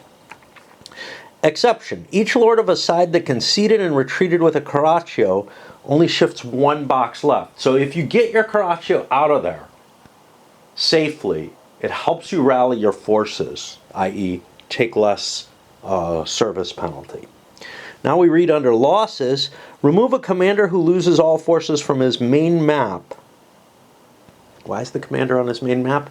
This is me not being able to read the sentence as it's intended. Again, regular occurrence here in this rule set. Remove a commander who loses all his forces. Who loses all his forces from his main map. So, remove a commander, there's a clause here. Who loses all his forces from his main map? I feel like there are a couple of commas that could have helped. Although they feel overburdening. Even if his commune still has some. Okay? So, Siena and the commune are both on the board. If all the forces are taken off, Siena, and his commune still has forces, Siena's coming off the map. That will force his commune off the map as well, because it is sort of a part of him. Knight's Quarter. This is new. Put any Cavalieri or Ritter horse unit that was removed in battle on a roll of 3 through 6 into the owner's captured knight's box. Okay. What? Shit. Okay. So, I'm removed in battle. So, let me try to explain why this is bothering me. I fail my armor check on a Ritter or a Cavalieri, i.e. I roll a 5 or 4 or higher based on those. That puts me in the routed section. At the end of the battle, I would normally roll that armor value again to see if they recuperate. It looks to me like instead, my armor value is only 1 or 2, and on a 3 through 6, the knight goes into the captured box, which will cost more. So the knights are more vulnerable, and it's in a way more expensive if you lose them. So if you lose knights normally in a game, they just go back in the pool, and if you resummon the forces, those knights show up again. Now, one of the things is there's no nationality to these pieces, right? So me losing knights could mean that you aren't able to muster knights. Kind of a twisted situation, but anyway. Lord removal by combat. Now, this is part of what? That's a good fucking question. What rule is this part of? Well, let's look. Example, a winning lord's routed cavaliere, roll a 3 and recover. And okay, so this is part of the effects to the loser. It's kind of hard to tell because it looks like it's part of 4.4.4 losses, which is going to be part of, is there a 4.4? We look. 4.4, which puts us to battle. So this does not seem in any way to have anything to do with the losing side the way it's worded. But the example seems to imply that it's only the losing side that gets knights captured, which absolutely makes sense. Because here, 4.4.4 losses, that's what this is under. After losing Lord's Retreat, withdraw, or are removed in a sack, both sides determine the fate of their routed units. And the effect is listed here. The only other option is that this is subordinate with its bold type to this bullet point. It's bold, larger type than 4.4.4, where this is supposedly under. But, you know, no matter what, the formatting of the text in this rule set is just atrocious. And it's not just this one, it's everything in the series so far. Maybe I'm getting used to it, but this is a particularly bad situation. I think there's some errata that needs to go into this rule, just in terms of not confusing anyone. But the example makes it clear it's only the loser who suffers Knight's Quarter, and ignore the fact that the numerical system tells you bullshit. Okay, Lord removal by combat. Lords removed in battle or storm by failure to retreat or withdraw. Loss of all his forces or sack.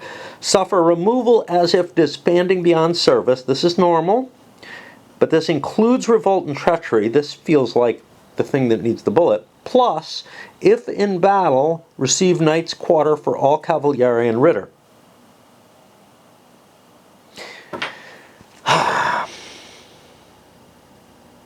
For all. Does that mean they don't roll anymore? Again, I don't know. We'll see how I play it. Maybe there's something here. No. All right. After resolving... okay, let's stop reading everything and try to look for the next bullet point. The next bullet point is Siege, Storm, and Sally. Who's Sally? Next, if the stronghold surrendered, the besieging side must roll on its revolt table. Strongholds don't have revolt tables, right? Revolt is by nation. Whose revolt table do I use? The original owner or the person who's losing it? Probably the person who's losing it, but yeah, I mean, that's the intention that I understand. But again, a little unclear. The besieging side must roll on its revolt table. Yeah? You would think you would revolt on the besieged side a number of times equal to the sacked stronghold's value. It then selects and adds a number of treachery cards to the command deck, again equal to the stronghold's value. So, as written, this looks like if I capture your territory, I roll on my own revolt against table. So let's say I'm the Guelphs and I capture, I don't care, Pisa, just because I see it right there. If I capture Pisa, which is Ghibelline, then I would roll on the Guelph table 3 times. This is not what I this is not what I understand the rules to mean. So I'm going completely against how this is written. I think it's absolutely wrong. Maybe I should look for the errata, right? We got in this problem with Almorav as well. But I know the quantity of errata in that one was just ridiculous. And it was all like victory point stuff. Yeah, maybe we'll have to look at it. Anyway, I think instead you must roll on the besieged side's revolt table the number of times. Okay, we look for more. Next one. There's an or commune. We can ignore that. That's who goes where on the battle table. And repositioning, I bet you this talks, geez, I don't know. We're in the siege. In each storm round after the first, the attacker, then defender may add 1 lord from the reserve up to the front, to the stronghold, up to stronghold side. If all front lords are routed, a reserve lord must move to the front.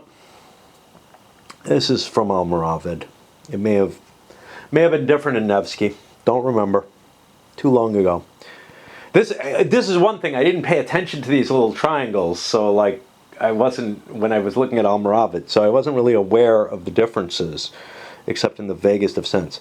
In the rare case that the pool has too few pieces, do not place those units. Yeah. Okay. So when you siege someone, you get a force based on the city you have. If there aren't enough pieces in the pool, you don't get notional units or anything like that. You get nothing. That feels a bit silly. But again, you know, the pool of knights is gone, right? Maybe the besieger has had too many of his knights captured, so the besieged guy's knights aren't there. I don't know. Again, I think it's more got to do with, hey, we don't want you to have to track stuff without these little markers. Which makes sense when it's permanent pieces, but when it's garrison, man. As shown on the forces chart, Beroviere units in Storm, if on the attacking side, melee strike with hits ×1, not the usual ×1/2. We had seen that before. This is the Beroviere, yeah. But only if they're the attacker. Each lord of each side in Storm adds no more than 6 hits in melee. Archery is unlimited. This was in place in Almoravid. I'm going to have to swap batteries. Honestly, wonder if it would have been easier to do the whole rules. I mean, this feels like it's taking fucking forever for nothing. All right, ruins. When besieged defender loses in storm, ruin the stronghold. Remove all siege and any allegiance and walls +1 markers there. Place 1 ruins marker there in the opposite color from the locale's printed circle. So even if you siege something somebody else owns, but it was originally yours, you've just been blamed for that situation in the war. I.e., if Ukraine blows the nuclear plant themselves, or if they blow up a dam, it's always the Russians' fault because they invaded. Yeah. And no, I'm not anti-Ukraine. I'm kind of anti-news media of any kind. Place 1 runes marker of the opposite color, regardless of the value who's sacking it. And of course, as with anything that has a victory point value, you adjust the victory on the main chart so you know what the hell is going on. Revolt and treachery. And we're skipping other things. Night Squatter. Put the number of garrison cavalieri horse units for that stronghold, same as its size, plus all cavalieri and ritter of any lord who lost defending inside, into the side's captured knight's box. Sounds to me like no one's going to die. No matter what, they all get captured. That may be the case. Where were we before? We found something else that caused the Knight's Quarter in a bad way, right? I don't remember what the fuck it was. Lords removed in battle or storm by failure to retreat or withdraw, loss of all his forces, not lose all their forces, or sack, after suffering removal as if disbanding beyond service, including revolt and treachery. God, a lot of construction around this thing, and that's part of the other problem. In order to maintain that concision, they're creating these wildly complicated sentence structures. Plus, if in battle, receive Knight's Quarter for all Cavalieri and Ritter. I get the feeling that if you lose, you don't get a chance of preventing all your knights from falling into the enemy's hands. If your lord completely loses, which is often going to be the case. So that little die roll thing is probably fairly unlikely. Because it absolutely makes more sense in Siege. I'm not so sure, but it feels like it's the same kind of wording. Where are we? Okay. Remove lords. Remove each losing lord, that is, disband them as if beyond service, including revolt and treachery. Then check for revolt and treachery from the sack itself. Beyond that, for any lords removed. Just as for surrender, the winning side must roll on its revolt table. Oh, jeez. This really sounds like anytime you capture a city, they intend that you will lose other cities. That is not like there's another place in the rules where we found where it kind of made it sound like it was a dominoes-like effect, which makes sense, right? I capture a city, some others give in without us fight, but the way this is worded feels absolutely the opposite. I have got to go look at errata at some point, if I fucking remember. Okay. And add treachery cards, each a number of times equal to their stack. So, I mean, they get treachery cards, no problem with that. That makes sense. But the way this is worded, it sounds like they lose up to 3 cities from this. From capturing something. And I find that really hard to believe. Array and reposition. Each side begins with 1 lord in front for the attacker, the active lord. Other lords start in reserve. This is the siege rules, and then they slowly trickle in 1 lord per turn. Alright, we're going to stop at the supply section because I am furious and have to check out on Santa Claus. And maybe I'll check the errata. I don't know. I'm just so afraid that it's going to be like another 3 pages of errata. I'm happy to report there is no errata for the game. There is a living rules set, which may or may not contain differences from the rules that they sell the game with. That would be great and everything if you didn't want to pay for a rulebook. I have one game that didn't come with a rulebook. I can't play it because it only has a PDF version, and I'd have to go spend another $10-15 to get it printed out and bound and everything, to have an actual copy of the rules. I feel like I got screwed completely because it wasn't clear that, to me, that, hey, you're not getting a complete game. The rules are online, buddy. Anyway, that's one thing. If you're familiar with me, I fucking hate living rules. The only way they should ever exist is if there's also an errata to align with them. If you're going to change the rules of a game, make sure that you give an unembedded rules changes at present. But then there's the next factor. Even if there was an errata, and this is part of what stopped me from dealing with the errata in Almoravid. This fucking plastic paper. I mean, it's not paper. Whatever the fuck it's made out of. You can't write on this stuff, right? You can't make markups in pencil. You can grab yourself something like a Sharpie and permanently change it so that if it ever changes again, you can't rechange it or make any further additions. As long as, paper, as long as this faux paper is being used, and I assume that's going to be forever for most companies. I mean, even MMP well, even the gamers stuff under MMP is starting to be published under this crappy shit that dissolves when it's touched by water, and I don't know. It's just glossy paper as shit. Anyway, on to the supply rolls. By the way, I managed to beat Santa Claus. Couldn't beat the next level. It was the Easter Bunny. No, I don't know what the fuck it was. An unbesieged lord. Yeah, let's look here. Sources and roots. The active lord must have an unbroken root of locales and ways, going back to their own seat at an ruined stronghold or outpost.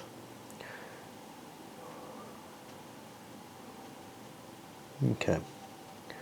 Served by transport to his own seat at an unruined stronghold or outpost, or to a port of using ships that he will use as a supply source. This is interesting. If you ruin someone's seat, it appears that they can't supply from it. I thought they could. I thought there was something that said they could. Oh well. Supply route may not include any locale with an enemy stronghold or lord unless besieged or bypassed. Okay. Somebody had asked a question. I saw this one in the rules. If somebody's bypassed your thing, can you use it as a supply source? Well, obviously not. Your supply line can't include that. So there, we have the answer to that. I didn't even have to open it. But anyway, what I did find was a forum question. You know, there's like 50 of these fucking questions, right? This is why you need errata. You can't just... where someone basically expresses, and maybe there are more where the same question is asked, where somebody basically expresses the same question I have, which is, wow, this really looks like it's written to say the other thing, you know, that since it's the table, okay, how is it fucking worded? This is piss me off time, right? The winning side must roll on its revolt table. Well, what would I determine is its revolt table, right? These are labeled by the particular side with against X, right? It just feels that its revolt table, if I'm the Guelphs and I'm sieging someone and I take it over, my revolt table is the revolt against Guelphs table, right? So it's just written wrong. I tried to be nicer. I left a comment of, yeah, this rule completely, like, it needs to be clarified. It really reads the opposite. Because the answer to it was not sufficient. It wasn't like some kind of, oh, we're fixing that in the living rolls, yeah. It was as if nobody could possibly think that. Well, yeah, I mean, my spidey senses went up and said, that shouldn't be how it is. But man, it sure the fuck reads absolutely the opposite of what they intend. So, I take back what I've said about the rules for Almoravid at the very least, and I think Nevsky as well, but I don't remember it that well, which is, if you study the rules and think about the, you know, and read them carefully and don't overthink them, they say exactly what they mean. In this case, they say exactly what they don't mean. It's the exact opposite. Now, my guess is Volko would have been more careful, that he's got like some sort of legalistic mind that is willing to imply all kind of wrongful things, as long as the precise distillation, if you get to it, if you manage to get that far, reading the precise distillation is exactly what he means. But, you know, when you're putting other people to write rules in the same style, yeah, you get problems. Okay, where are we? We're looking here at an unruined stronghold or outpost, or to a port if using ships. It'll use that as a supply source. There's marked supply source things. Now these are on the back of Mufa. Yeah. So at the moment that you need to declare supply, you can put these guys down. I don't know how much they fucking help at that point, but you have to do some counting and stuff, so it might help clear your mind for a little while to be fiddling around with counters. A supply route may not include any locale with enemy stronghold or lord unless besieged or bypassed. A ruined seat cannot itself be a source. That answers the question I had before, which I didn't think was the case. In order to draw multiple provender per supply action, a lord must have a cart for each provender along. Okay, yeah, the transport is different here. So let's take a look at this. This is, and there's no marker to indicate this is different. To add provender, the active lord must have or share at least one cart or provender for each individual. Yeah, no, that's not it.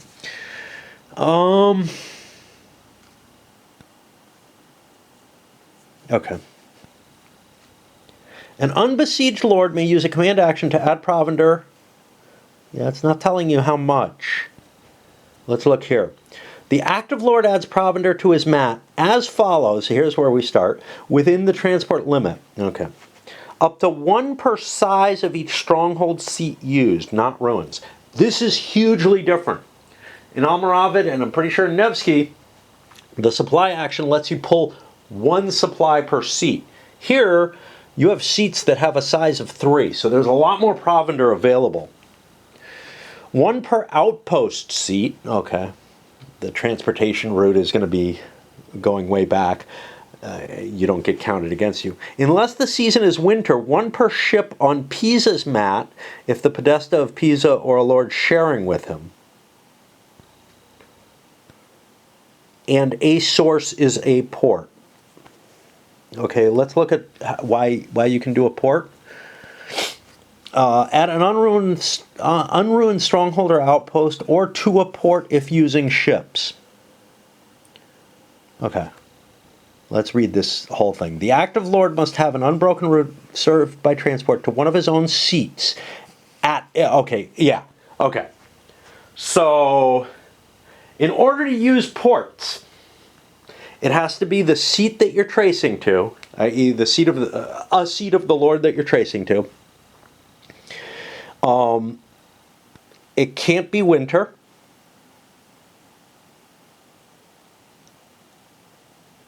And you have to be sharing with Pisa, which means you're in the same space as Pisa. Then you're able to use Pisa's ships to supply you through your port, which may not be as ridiculous as it sounds, but it is kind of weird. The ships aren't going to help you create supply sources there if you're not absolutely stacked with the Pisan podesta. Okay. Let's look here. Other commands, procedure. This is for forage. For forage anywhere else, oh great. Forage in unbesieged friendly strongholds, automatically add 1 provender. For forage anywhere else, the current season affects forage. In summer it's 1. In spring or autumn you roll a die, 50-50. In winter you get none. Okay. So if you're outside, that's your check. Forage to add an unbesieged friendly stronghold automatically adds 1. For forage anywhere else. Where else are you allowed to forage? A lord can use a command to add provender. The locale cannot be ravaged, and he may not be besieged by a number of enemy lords equal to or more than the stronghold size. Because otherwise you can sneak out and get to the gardens. Okay. Which is, so under siege, you have less forage than you had in Almoravid. Under a full siege, you're actually in some trouble, which means that sieges might actually, like long-lasting sieges might actually work, where you starve someone out. Okay. Let's go back here. We did this, I believe. We swing down. The podesta of Pisa only, at a friendly unbesieged port in any season except winter, may use all actions of his command card to move directly to any other port that is free of unbesieged enemy lords. He may do so as a lieutenant with a lower lord. I don't know if there are cards that allow a lord to become a semi-marshal, but that doesn't seem to be allowed here, if there are. Before moving, plus these this fake paper has a glare to it. Before moving, he must have at least 1 ship per horse unit, plus 1 ship per provender, plus 2 ships per loot that are to move. If he has, let's think about what this means. If he has no horses, well, horse units are going to be knights. If he has no knights or other horse units, troops, horse troops is what it means, and no provender and no loot, he can move without boats. So the Pisans can walk on water, only their horses, not their carts can walk on water too, only their horses, actual food, and loot required. Now this is really kind of weird because provender is probably a lot lighter, like a level of provender is probably a lot less stuff than a loot counter, because loot indicates like cattle and stuff like that. Like not terribly movable stuff, which is why it's such a pain in the ass. But I don't know. All right, where are we? Okay, the tax action. Podesti get 2 coins when they tax instead of 1. I'm fucking tired. All right, I'm stopping there. We're on treachery, revolt. I'll be back later. So it's hard when I know what I'm doing is totally worthless, which is why I got frustrated there. All right, treachery, revolt. Upon a treachery card, the active lord, if unbesieged, may attempt the revolt of a currently enemy stronghold, not ruins or outpost, that he is at or adjacent to and that has no enemy lord there or adjacent. That's the normal eligibility of revolt. Procedure. Okay, openly commit from 1 to 4 coin of the active lord. Select a target stronghold and roll dice equal to its value. This is kind of like the surrender rules that we had in Almoravid. Let's see if they're, yeah, they have the same surrender kind of rules here as they did there. I was hoping, because otherwise, you know, this mechanism, this methodology just wouldn't work, because I remember what I played better than what I read a week and a half ago or whatever it was. Okay. Select a valid stronghold equal to the dice. Accepted. Okay. Great. If each die rolled is less than or equal to the number of coin declared, you pay the coin to the pool for the stronghold to revolt. If any die fails, there's no revolt and you get to keep the coin. So you can make a very low-risk attempt, throw a buck in, and you're like, well, I'll get it really cheap if it succeeds. Or you can make a more serious attempt, and you're allowed to put, what, up to $4 in? Yeah. Up to, right? Up to $4. Which means on a 1 die thing, you can get it for just, you can get a pretty good chance, a 2/3 chance for $4. But of course, 3 dice, all 4s or less, there's a good chance you'll fail. However, $4 is not a bad price for a 3-point city, for a 3-point town. $4 is probably a pretty bad price for a 1-point town. So you got this interesting balance there. There's also treachery bribe. You can use a treachery card. The active lord, if he's unbesieged and has at least 1 coin, may attempt to bribe away an enemy vassal. Requirements. Bribe may target regular vassals only, not the special ones, the Carocchio, Sestieri, Terzio, or Alto Pasquio. The target vassal has to either be mustered, including as a turncoat, with an enemy lord in the same locale or adjacent to the active lord, or unmustered, neither on the map nor in the advanced rules on the calendar. Neither on a mat nor on a calendar, and have a vassal seat. So the only time you're unmustered is when you're here.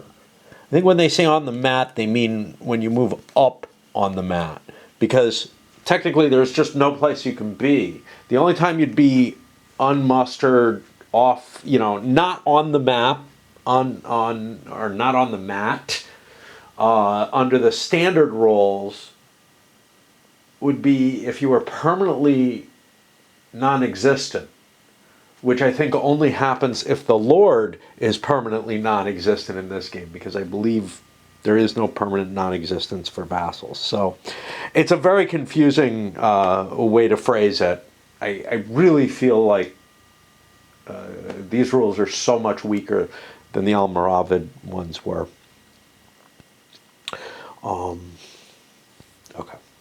So where are we here? Unmustered, neither on a map nor per advance rule on the calendar, and have a vassal seat in the same locale or adjacent to the active lord. So if you're next to their home, and they're down here on the mat, because that's the fucking mat. Sorry. And now they say is unmustered. They don't tell you where it is. What they should be saying is not is unmustered, because the conditions under which things are unmustered kind of don't exist in this game. Or in any. All right. The bribing side designates the target vassal and rolls a die. If the roll is higher than the vassal's service rating. Okay, the service rating is this number, not the die number that some of them actually have. I don't know who has them. Oh, these are special vassals. Or maybe not. If the die roll is, yeah, they're special. Higher than the vassal's service rating, the active lord pays 1 coin into the pool to take the vassal's service marker from wherever it is to his own mat. He then adds that vassal's forces, if mustered from the enemy lord's mat, to the degree surviving. Now, what the degree surviving is a troublesome concept here. He will take everything he can that exists on that enemy's mat. So this can be very powerful. It could actually wipe him out. Let's see if this says. Note, removal thereby of the enemy lord's last force from his mat would disband him. Yeah, you could take the entirety of the enemy lord's force with this vassal. So, whatever. If using hidden mats and the designated vassal is not a valid target for bribe, because it is or is not mustered. What?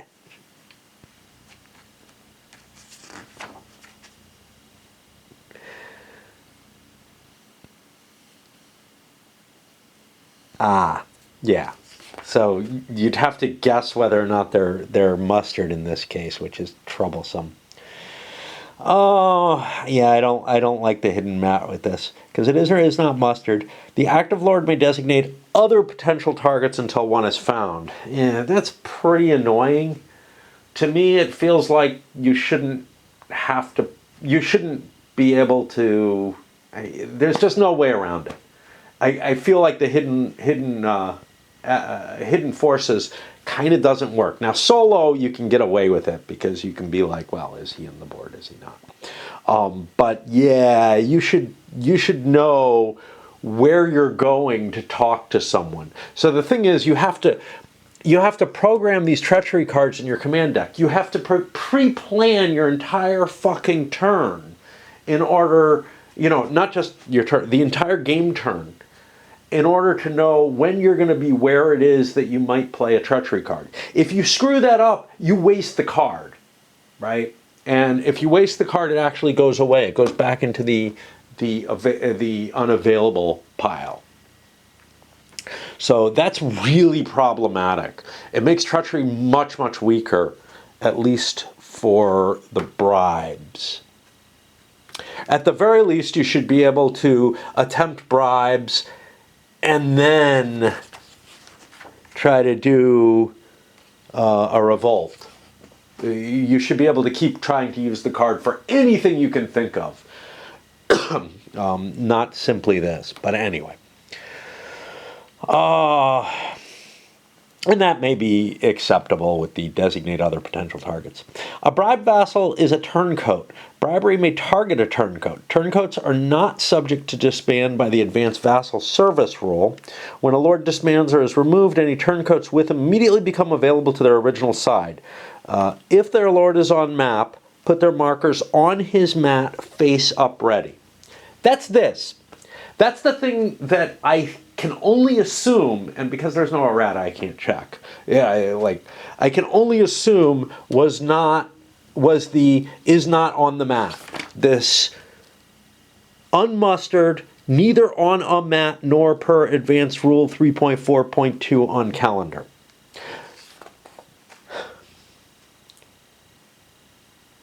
There's no other options. If he's already a turncoat, that's fine. You can use the treachery bribe. You can use the mustard aspect. But there's nothing that puts normal vassals... no. Wait. There is. Okay. So maybe this is the only condition you can muster someone on. And this fixes the whole problem. This lord does not have a mat available with anything on it until he's been levied. So let's keep looking. You can attempt to bribe away an enemy vassal. Yeah, and this almost makes sense. So this is on the mat, this is on the mat. Now, it doesn't fit the words they use, right? Mustard is with an enemy lord at the same locale or adjacent to an active lord. That makes sense, right? You're here and you've got your troops there. Unmustered sounds like this, but is spelled out as neither on a mat nor on the calendar. The only time that that's possible is when the lord that they serve is not on the board. Which do they mean? I don't know. If I was following that rule that I was saying, rigorously follow the way things are described specifically, don't worry about like potential meanings, things like unmustered, that kind of make you think that this is unmustered. Let's see. Maybe unmustered is defined differently than I think it is. We've got unready, which is unable to muster. See, this is the whole thing. Mustering is moving someone from here to here. So you would think this is unmustered. In either case, I think the things over here count.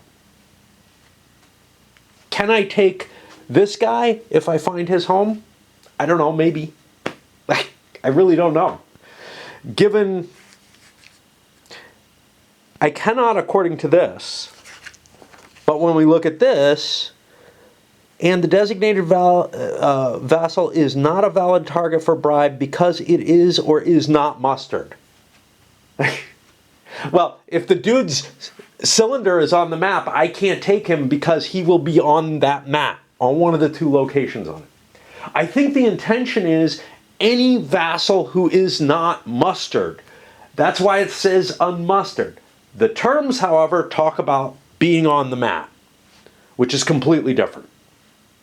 If it said not on the upper part of the map, nor on the calendar, that would be fair. Maybe a word got cut because they're trying to be so careful with the total word count. I don't know. I'm going to take it as unmustered as the intention, because what that means, you could make an argument for either way, right? You could make an argument that, look, this guy's in the field, his lord is in the field, he would be actually directly opposing his lord. But that does seem completely possible in the world that's being painted here, with betrayals and whatnot. And it can happen in other ways. Anyway. Pay, feed, disband. What's up with that? Okay. So if you remember in Almoravid, every 6 units cost you a food. Here, above 12 just costs you 3 food for any person. There are no mules either.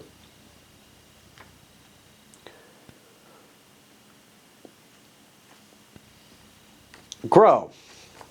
At the end of each April-May, is that a single turn? That's a single turn. Each year. Where are we? Late spring. Well, that appears to be that appears to be the same thing.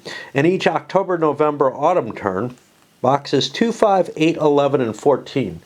Okay, but those are in different years. That's why there's so many.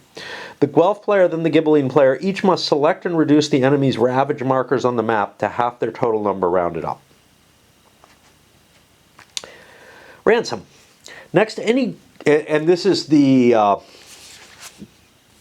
end of the campaign section here, when you finished all the card play. Next, any Guelph, and I understand, okay, you can't watch this video and have an idea how the whole game plays, at least once I started looking through the rulebook, because all I'm doing is taking slices from the Almoravid. That's fine, that was intentional. I don't think you can have learned much about the differences either. Sorry about that, folks. I'm not happy about it either. Next, any Guelph and Ghibelline lords, and then Ghibelline lords, may pay coin to recover captured knights. 1 coin total per 6 units in the captured knights box, rounded up. And you must pay the full amount, i.e. for all the knights in the box, is what they mean. The other side receives and distributes the coin among its lords. The paying side then selects and distributes half of those units, rounded up to any of its on-map lords, regardless of who paid the unit's origin, who paid or the unit's origin, and returns the remainder to the pool. You could get a much, much larger army by getting your knights back. This is kind of weird. These are, you know, mercenary forces, whatnot, all kind of weird stuff is going on. A lot of it's very abstracted away. So, okay.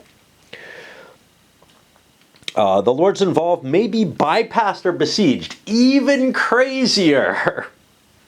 The idea of ransoming off lords into a sieged location, bypassed I'm fine with, but into a sieged location seems absolutely ludicrous to me. But it can happen. And it's up to the, you know, I mean, it's up to the player who's sieged, but that could prevent the siege from causing an issue. Of course, starvation is always a problem. And it is a problem in this game. It's not like Almoravid where all the towns and cities have gardens that produce enough food for everybody to live happily ever after. Languish, even though this is a richer area, but, you know. If a side has knights but cannot or declines to ransom them, the other side then rolls on the revolt table or adds a treachery card, one of either for every 6 captured knights rounded up. If you choose not to take a treachery card, you must roll on the revolt table. So it's mandatory. I don't know why you would want not to, but then if the just ended campaign was part of the scenario's final 60-day turn, the game ends. The side with the most victory points wins. Grow and ransom steps can affect victory scores just before the game ends. At the end of each campaign, you remove 1 siege marker from each stronghold that has 3 or 4 siege markers. This is the same as Almoravid. The waste rules are the same. See, this is the problem. All these doinkers to mark, you know, that something's changed are kind of, it's changed since Nevsky, but it's like, I'm working off Almoravid. I don't remember Nevsky very well. It's not going to be a terribly helpful, you know, as the system grows, as more and more games enter the series, this is not going to be a reasonable way to do things. And I'm not sure how much you could create a standard set of rules and an exclusive rules type system the way that the old SPI games did, and that most series do, because sort of there's a heart and soul to the concept of it, of the game. The rules are very much closer between games than like CDGs tend to be, or than coin game series tend to be. But there are also significant differences, and sort of there isn't an overriding philosophy to how those differences are to be addressed. So we're kind of bumbling along. This is kind of like the world of the old AH classics, where everything was treated like World War II operational combat as seen by Charles Roberts, except like there'd be a few paragraphs here and there and a couple lines here and there to handle the specifics of each game. And it actually, the games are very similar, but they're all also very different. Like they have the differences aren't like all in the same place or anything. So, yeah. At some point or another, maybe some standardized rules will be able to be extracted that will have to be part of the game. Anyway.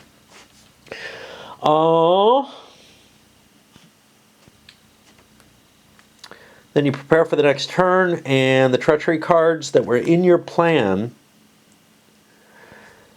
whether used or not, are put back in the unavailable pool. Okay, what about victory? Victory point is tracked on the calendar. A side earns points for allegiance, half points for each of its ruins and ravaged. The word ruins and being what's been added, plus 2 victory points for a captured Caruccio, and that just remains for the game. If at any point during the campaign a side has no mustered lords on the map, the game ends immediately, and the other side wins regardless of VP. This is more believable in this game than it was in Almoravid. I don't think that really worked very well in Almoravid. I'm not sure.